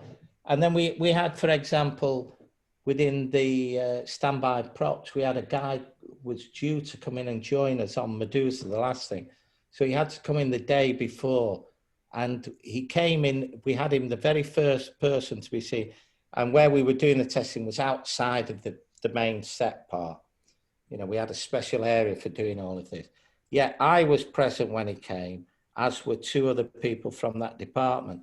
He came back positive, so he couldn't join us. He was completely unaware of having it. None of us could see he'd got it, you know, totally asymptomatic. But then we tested, we tested again, me and the other guys who were there, the full PCR, just to see whether or not it had been passed on to us. And we knew that we did it immediately. And then our next test as a team was 3 days later anyway. He'd come in on a sort of one-off thing and that. So we knew that even if we were positive, the chance of us being positive and infectious were virtually zilch. Well, they were zilch. They would be zilch, scientifically speaking. So we knew that even if we had got it, it wouldn't be passed on. But for those 3 days before the next round, we sort of very much kept ourselves to ourselves within the production, if that makes sense. Yeah. Okay, cool. But actors won't ever be responsible for anything. Yeah, I mean, the reason I asked is I used to work, I've worked as a model agent for like 7 years now. And when the pandemic sort of started and we went into lockdown, it was interesting hearing like all the casting directors and stuff who came to us with, you know, like jobs for commercials and stuff, what their take on it was, and like, you know, people giving ultimatums like, you have to do this, and if they do this, they don't get paid, or it was just bizarre. So I just wondered if it was the same sort of thing. Well, we made sure everybody was tested. Yeah. That's the thing. If they're tested before they join us, then we know that they're safe while they're with us. If they're then away on something else for a while, before they come back and join us again, they're tested. Yeah. And so we'd always build in a day or two's lead, just purely in case somebody was positive. Gave us a fighting chance of maybe changing our schedule. Yeah. And, you know, but with certain people, you just had to rely on them. You know, they'd be there, like Jack Loudon was there all the way through benediction up to the last week. And he was very, very kept very much to himself away from when not on set. And on set, he stayed very much within his little team. And we had him very close with Mike, who'd had COVID, and Terence. So I was very happy on that. Yeah. Okay, cool. Thanks. No probs. Any other questions on COVID? Or indeed anything un-COVID related where we've got... Yeah, ask away, anything. As long as we don't talk about Manchester City. Yeah, let's not talk about it, Jim. Let that go. You're a Salford boy as well. We were talking in the last session, Jim, about thinking about production and when you get to the point of being in production. So this is a kind of non-COVID question. COVID kind of adds an extra dimension onto this. But obviously, production companies don't have standing armies of staff that they press a button and away we go. We've now got funding for a production. We're now starting. It's a question of, if we're thinking about entry into the film and TV industry, it's about being hired in one of those departments on set, and then having had one role, having another role, maybe working the same head of department in another production. Do you know what? Maybe tell us a little bit about your approach to what happens when you get to that stage of production. You've been through development, then you have to start hiring crew. All right. Well, it's very interesting at the moment because it's almost impossible to hire people at the moment because the amount of production work that's going on is insane. Getting hold of kits, virtually mission impossible. We were looking at trying to get a line producer on a particular production we did. And she said, I'm not looking for work at the moment. And we said to her, but why? You know, there's so much out there. She said, yeah, that's the problem at the moment. You know, she said, there's so much work, but there's so few qualified crew that I'd be fighting against, banging my head on a brick wall to try and crew up. So I'd rather not enter the game at the moment. But crewing up, I suppose the first thing is that it is, no matter what anybody says, it, from my experience, it's a very closed shot. It's a very small world, and it does seem to be a very closed, no, not closed shot. You know, it's who you know as much as anything, because if you can get in with on any production as a runner, and there's things like, I suppose, if we're looking at first steps for people when we're crewing out, I mean, we immediately always go to our usual suspects, people you like working with, who you know will deliver, you know, that you can get on with over a period of time. And then if you've not got your first choice, you go for your second, third, or if you can't get any of them, you'll ask them if they can recommend anybody. So a lot of other people come in that way on things. But then we also have things through, you know, certainly the level of productions we've been doing, we're always looking at getting as much money in as we can, and therefore we get people through skill set as well. So that's another thing which people should always try and look at getting themselves into, because things like that through Creative England, BFI setups, there is the chance of getting in at the ground floor within a production. And it is true that if you're good and you liked, then people will, you know, every film starts off the same. First few weeks, everybody's full of life. Then it sort of plateaus out and starts to dip a bit. And then the last 2 weeks, people then think, oh, bloody hell. And they start picking up because they're then thinking about their next job, or they know that the production's got another thing coming up, so they want to be in on that. So you have this thing. And if you've come in at the ground level, then the chances of moving with that team, your departmental team, into another thing is increased. But I think one of the key things is, I think within all of these things, is that if you are going into film or TV production or whatever, that you clarify in your own mind which area, which department, and rather than a scattergun approach, you have to look at that early on. When I'm looking at people coming in, I'll be completely honest, I'm not interested in what degree a person's done or what further education you have. It doesn't interest me that much. What interests me is what they do in their spare time. And so in some ways, if somebody's done English literature and has been making films or promos or this, that, and the other thing on the side, that person to me is like gold dust. I think that's something that interests me. People though who are at college and doing a degree course, whenever I speak with people on that, I am more interested in the stuff they've done away from their degree than their actual degree. And I have to honestly admit, I don't like when people say to me, well, I've been concentrating purely on my degree.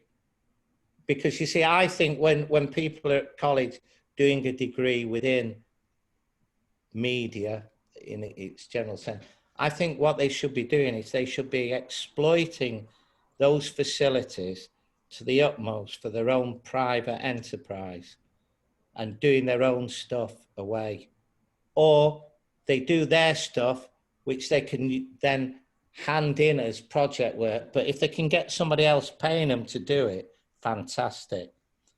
That's the sort of way I look at people, because it shows that I did some teaching a number of years ago, only for a very short period of time at Boulter, and I did a 10-week course there, 1 day a week, to do with commercials.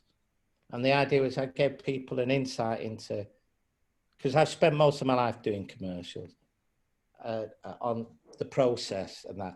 And then the project, I set them all a project, which was to do a 30-second ad as per any commercial company. And I got a director to come in and judge it. And, you know, I'd sit there, you know, some of the people on the course, I did say, I said, why are you on this course? You're not really interested. And I'd say to them, I don't think you've got a future. But then again, there was 2 people. One of them's a guy, Jason Wingard, who I still work with, who's done several feature films. In fact, he's the guy I was speaking with today. Me, him and Jason, we're about to do a thing. He's doing directing Coronation Street at the moment. And there was another guy who set up a company called Sitcom Soldiers. Brilliant. And you could just see straight off. You could see straight off. So I suppose you've got to have an inner, if you've got the inner strength and you're doing things and you're exploiting the facility, you've got half a chance. I think that would be my thing. Use the gear. That's another recommendation for higher education. Thanks, thanks, Jeff. Well, I'm just saying, you use the facility. People should use the facility for their you know, because it's dog eat dog out there. I'll explain a little bit about our learners tonight, Jim. What we have to hear is in our Edge Hill undergraduates three-year course. We've got it's a short course funded by Liverpool City Region for retraining in digital filmmaking. So our learners tonight are people who've had careers elsewhere, done different things, got different backgrounds, and their CVs at the moment might not scream out to a production company, hire me in your crew. What sorts of things could people be doing at this point? Well, it depends what they're wanting to be hired as, so doesn't it? You know, I mean, there's plenty of things. For example, you know, if someone's, I don't know, it does depend what they want to do. There is nothing to be experience. That's the first instance. So I don't think coming from, I mean, my background's chemistry and physiology. What's that got to do with what I do? In fact, when I set my first business up, EMU stands for Elliot Mooney Uller. That's the only reason it's called EMU. And every production we do is UME. We just reverse it and number it a bit like factory, I suppose. But Wally Uller, who I was at university, did pure and applied physics. And he said to me one day, I'm going to set up a production company. And I said, well, you know nothing about it. He said, well, I don't care. That's what I'm going to do. So I said to him, well, if you're going to do that, I'm going to have to do it with you. And that's how we started up. It's as simple as that. So I don't think, you know, I think the key thing on it is, the other thing is, one thing that is really clear is very few people, and excuse using the expression, but have the balls to either pick up the phone to phone a production company or knock on the door, right? And anybody who does that, I automatically have more time of day for them, more time of day, because they're already showing more initiative than most people ever do. And that in itself is, that form of hustling is worth its weight in gold, but it's also the hardest thing to do. But if you can do that, you can do anything, I think. So I don't think people's previous backgrounds and what they've done is a handicap. In fact, in many instances, it shows they've got more experience. They've got some life experience. And there can be lots of things which are transferable skills. Loads of things are transferable skills, you know, just across the board, they're transferable, you know. But having the balls to call, go and see, also doing your own stuff. If you're doing your own stuff or you're working with people, like-minded people, that builds up a network, that gets intros in. Those are the key things, in my opinion. Great stuff. Jim, anybody got a question for Jim on any topic?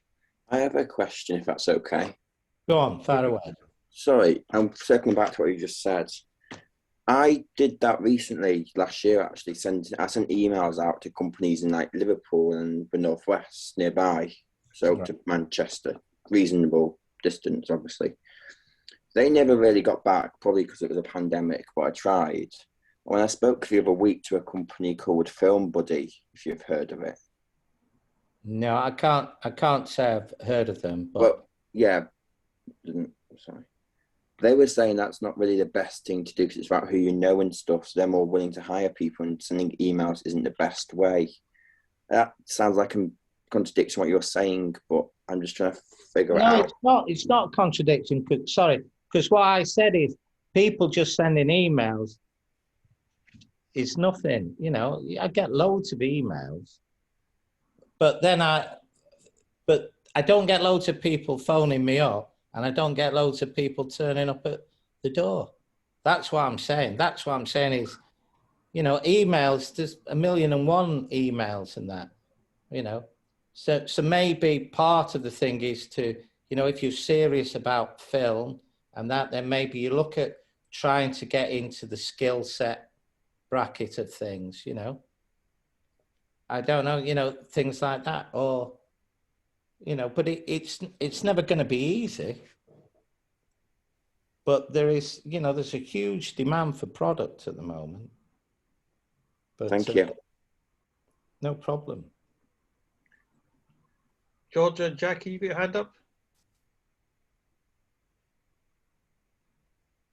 Hi, I just wanted to ask about what you were saying before, Jim, about making use of the facilities in the university and stuff like that. Are we allowed to do that? Can we get access to recording suites and sound studios and stuff like that on this course? I don't know who I should, maybe well, don't ask me. Maybe Karen is the person to ask. Don't ask Jim. We'll talk about that. We'll talk about that later.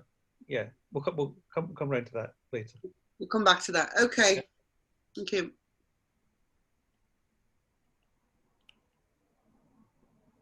I've got something, Jim. Can I ask you? You can ask me anything, Carl. Oh, there it is. I'm not going to embarrass you. It's okay.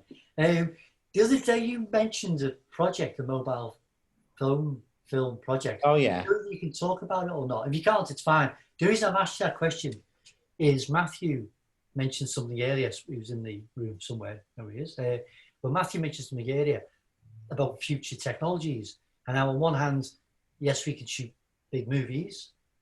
But at the other end, there are other things we can or may be able to do. But I know you mentioned the other day about a mobile phone film. Yeah. Can you talk about it? Yeah, I can talk about it. I can talk about it in general terms. I mean, we're looking at shooting a short film, 3-day shoot for some Chinese telephone company, but with all the action being shot on their phone. I mean, all the phone companies are doing these things. Sony's budget, for example, Joe Wright's just done one for Sony. He had a budget of £1 million for it, you know. So, you know,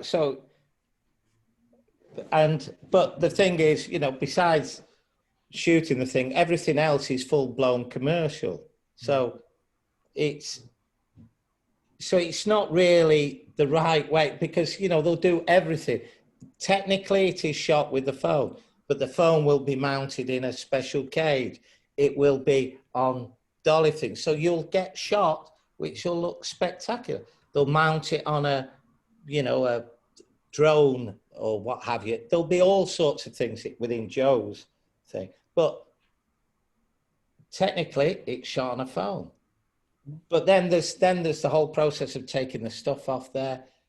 Then also, there's huge amounts of time spent working out the process so that this stuff can be reviewed. And then you have to have a series of phones so that you almost use the phone as the chip out of the camera, you know. So it's a logistical nightmare. Oh, right. Because all of these people are wanting it to look, you know, iPhone, advert, you know, it's that world of, and the film, you know, it'll still be shot with the phone, but there'll be still a fortune spent sorting out the lighting, you know, putting the tracks down so that, yeah, this phone in its thing and, you know, will be doing everything that you want, but it's not physically, it is shot with the phone, but it's not. But it's interesting to see, you know, in the future, maybe that, but then again, you know, the idea of shooting lo-fi, for want of a better expression, there's nothing new in that. And, you know, it's not to say brilliant stuff can't be done. I mean, some of it is, I suppose it all comes down then to planning as much as anything. Does that answer what you're saying? Yeah, no, I was just interested in, you know, just other ways of shooting a film. Mobile phones are in all our pockets. They're accessible. Yeah, I think you're quite limited on it, though. Yeah. I mean, but in the future, I mean, these little, what do you call them? Black magic cameras, they're brilliant. Oh, yeah, they are, yeah. Now they are brilliant. And I've worked with a number of directors who've made their own little rigs. Yeah. And that, you know, with all the little add-on bits and pieces for holding it, and they get spectacular results. Yeah. You know, and that definitely, in fact, I was working with a guy, Phil Taylor, director, who I've worked a lot with, who shot some stuff with his black magic on to do with some, sort of spray for going on cars sort of thing. But he did this pack shot with it, and his little bit of track, automatic, you know, replaying and that, you know, and you're programming in the moves. I mean, it's all beyond me, you know, but I mean, it really is spectacular, the end result. And you know, to do something like that years ago, it'd have cost you an absolute arm and a leg. So black magic cameras are great, and those little tracks and auto programming movements, brilliant stuff. It's all beyond me though. I'm lost to that. I'm quite happy doing the COVID in a way, you know, it's just going back to being a scientist. I think it boils down to, ultimately, whatever you shoot on, it's always about content. Whether it's a phone or 35mm film, you've got to have content. It doesn't matter. Content and good sound. Yeah, good sound, exactly. Good sound. That's the thing that always annoys me. Yeah. You know, great, yeah, but your sound's bobbins. What use, you know, why haven't you know, the number of times it's just not looked at properly, the sound. Yeah, you did right. Yeah, absolutely right. Drives me nuts. But fortunately, it doesn't happen that often now. But it's sounds, you know, you can get away occasionally with dodgy picture, but you can't with dodgy sound. Yeah. No, it's true. Yeah, we will tolerate poor quality images. You've been framed, YouTube, but we won't tolerate bad sound. Yeah. There must be a psychological reason for that. But yeah, we don't tolerate bad sound. Yeah. You'll be pleased to know week 6, that's earmarked for sound, because I completely agree. The most important thing in a film is sound. Without it, it's unwatchable. Yeah, it is. So no, they are things that need to be addressed. But you know, really dealing with COVID, yeah, I suppose it's a bit of a growth industry at the moment. For how long, I don't really know. anybody and everybody's putting themselves forward to it. I personally think, you know, in some ways it lends itself to somebody who's not afraid to be forthright. Yeah. Ideally, it should be somebody who actually has an understanding of science and is prepared to put in place a process. I mean, those docs I sent through, if people want to look at them at any time, you know, a lot of it is, you know, you send this out to everybody and you expect them to read it. You expect the heads of department to do that, you know, how much they all read, I don't know. You know, you can never track it, but people are generally pretty sensible. If it's earning their money, they don't want to not be earning their money, you know, and also, you know, if somebody is daft and it's seen, then they won't work on other people's, their name will be like mud. Yeah.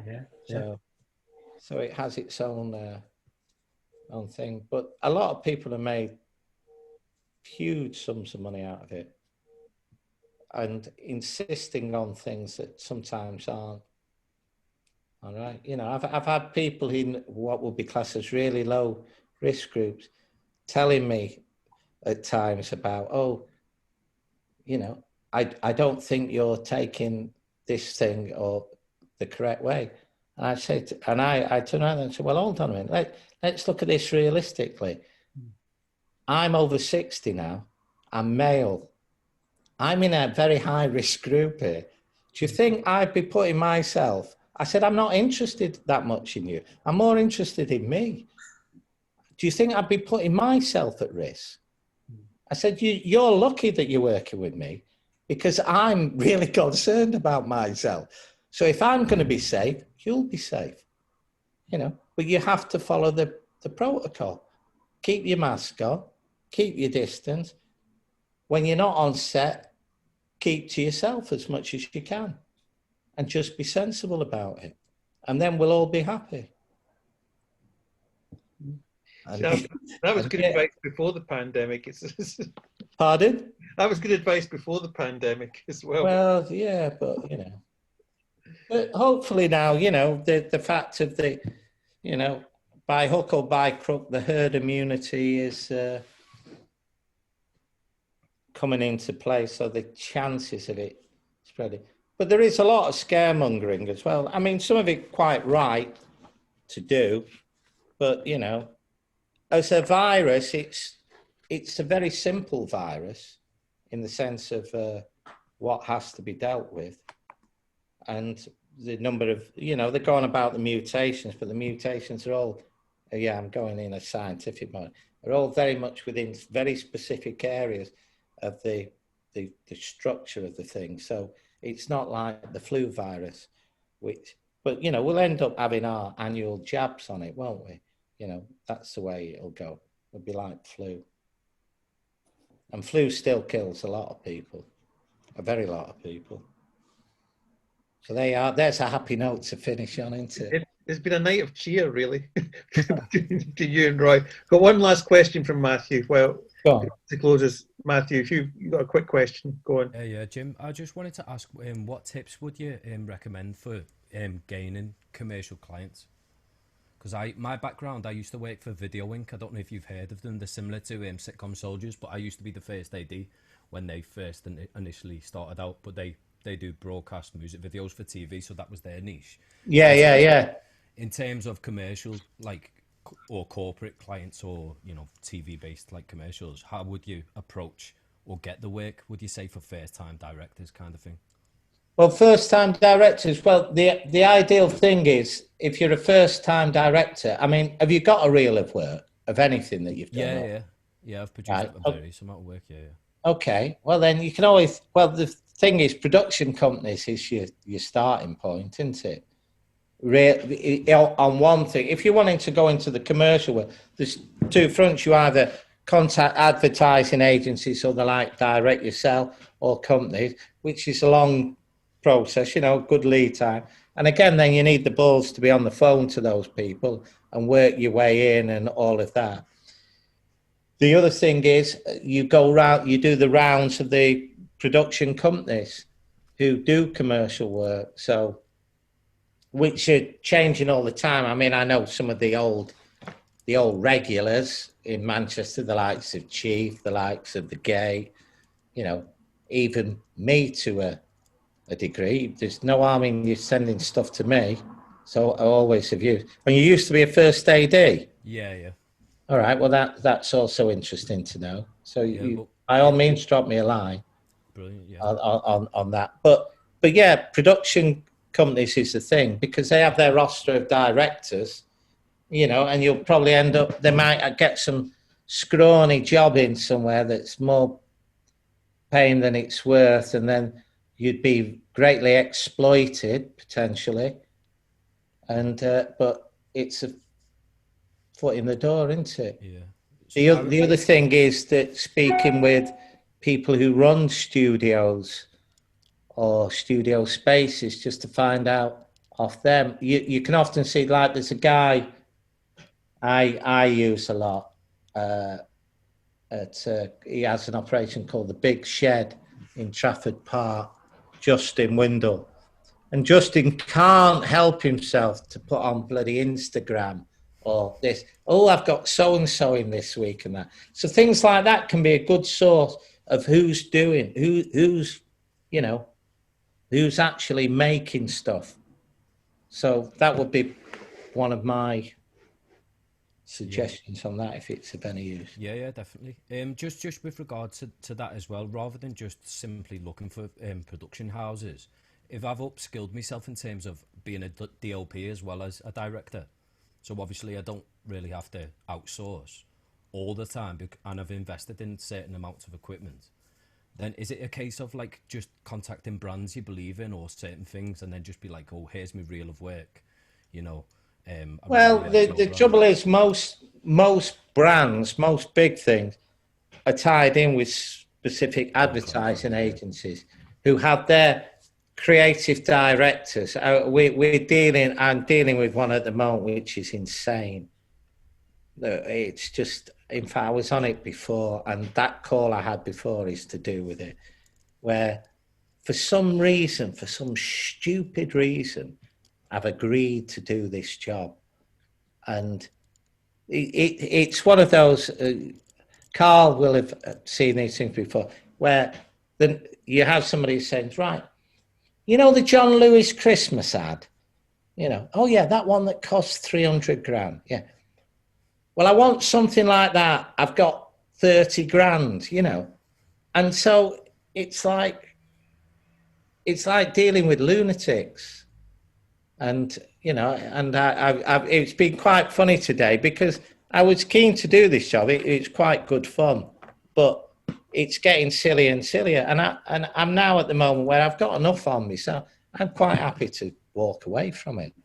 But you will find bigger brands tend to work through specific agencies.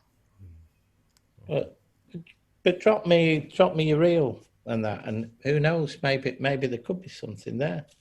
Or certainly I can maybe think of maybe some names to pass on to you. Cheers, thank you.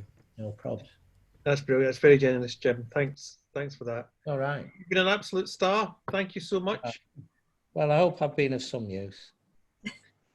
Well, we're certainly all cheered up after tonight. So run over to Manchester, Jim, and go to the Lasagari. Yeah. Beers all round, yeah. Well, you know, I think people shouldn't be afraid of the COVID stuff, really. I think you just be sensible. And but it's you know, always conflicting advice. You just have to, if you're doing it, you have to have what you think is a sensible approach to it. And if it works, great. And if it doesn't, as long as you've done your best, what more can you do? You know, that's it. All right. Right. Thanks, Jim. So we'll share those documents you sent us. Is that okay to share with our? Yeah. If anybody wants to have a look at them, yeah. Right, thanks, Jim. No problem. Take care. Jim. All the best. Bye now. Good luck, everyone. Bye now. Thank you. So there you go. Be sensible. That's a good philosophy for life. Right. So we're at the end. 7:30. We haven't got around to talking about our 3-minute films yet. So what we're going to do is just set you a little bit of homework again. What homework are we setting this week, Carl? Homework. Oh, I don't like homework. You're never done working. What do you mean? I don't know anybody who sits in their office as much as you do. Well, it's kind of, I play with Super 8 film. It's my day. That's what I do. I think. So just say what we're going to do next week. So we're on to writing next week, and we're going to be speaking to some screenwriters next week. So and that's really as a prelude to beginning to think about putting together our own 3-minute film as part of the course. So there's one exercise you could do, which was what Roy was talking about earlier on, which is think about a script report. Think of a script of a film that you know that you like, and think about you could write a report on that. Something short. Pass or pursue, right? And we can maybe talk about some of them. Someone want to share them, send them in. That would be quite fun. The other thing that we were talking about in the previous session was log lines and synopsis. Can you summarize your film in one sentence, right? Which is what a log line is. And if you can't, there's something wrong with the story. It means the story might not be able to be told okay.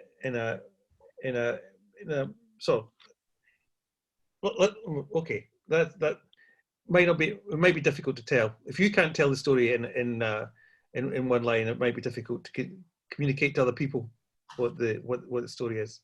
So in terms of thinking about your own 3-minute films, what's your log line?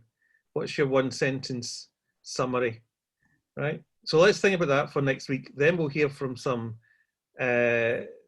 writers next week, and then we'll be on to production, and we'll be talking to some DOPs.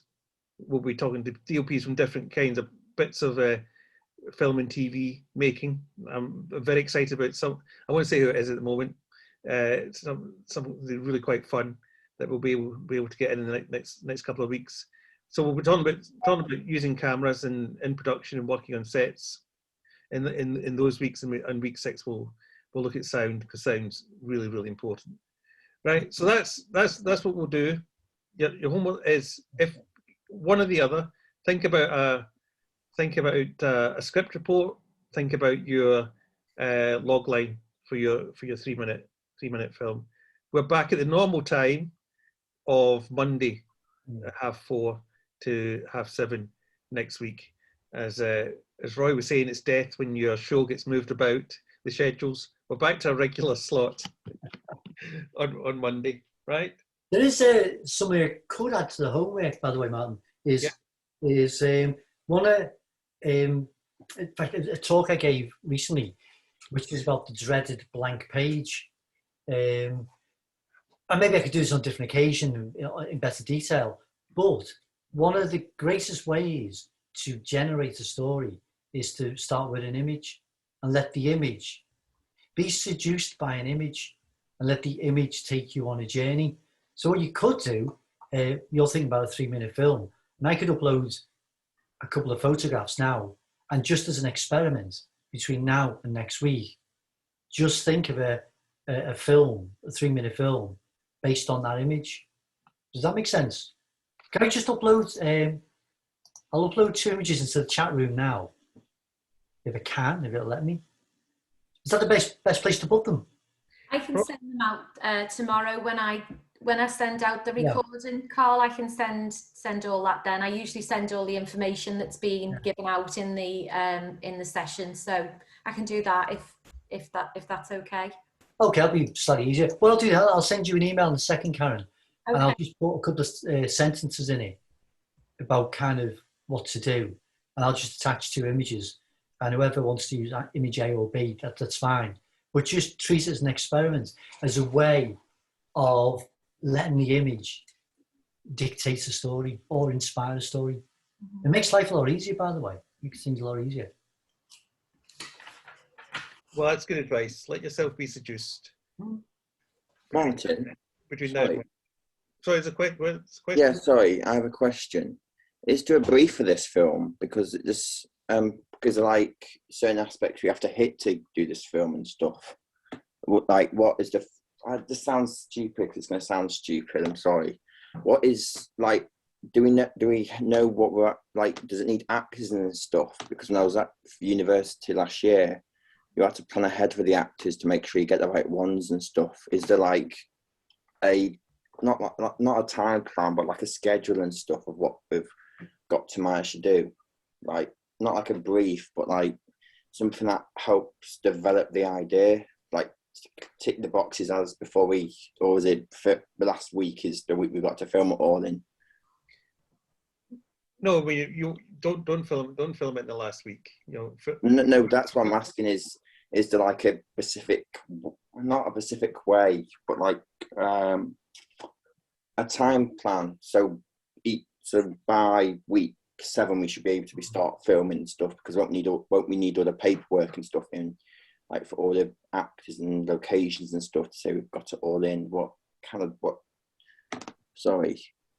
Right, no problem.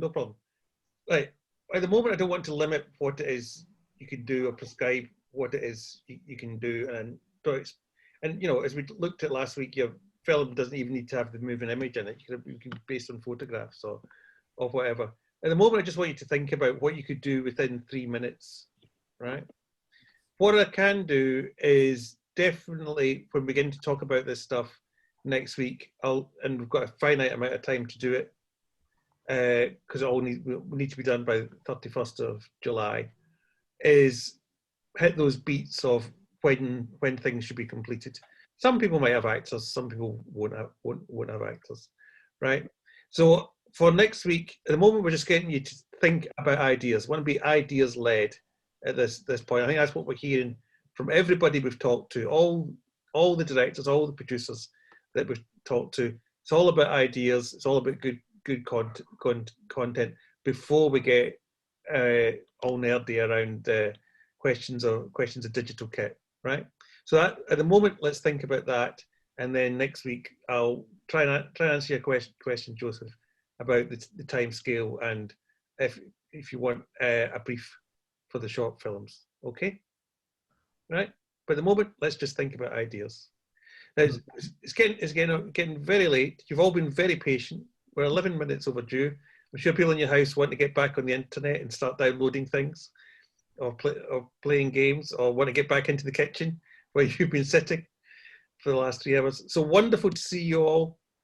We'll see you all next Monday. Hopefully have questions for you as well. And Karen will send out the usual email tomorrow with those images. And we've got some documents from Jim, a risk register for COVID in one of the films. You will see some of the things he was talking about. Okay, fantastic. See you all on Monday. Have a great weekend. Bye. Thanks again. Bye. Bye. Bye.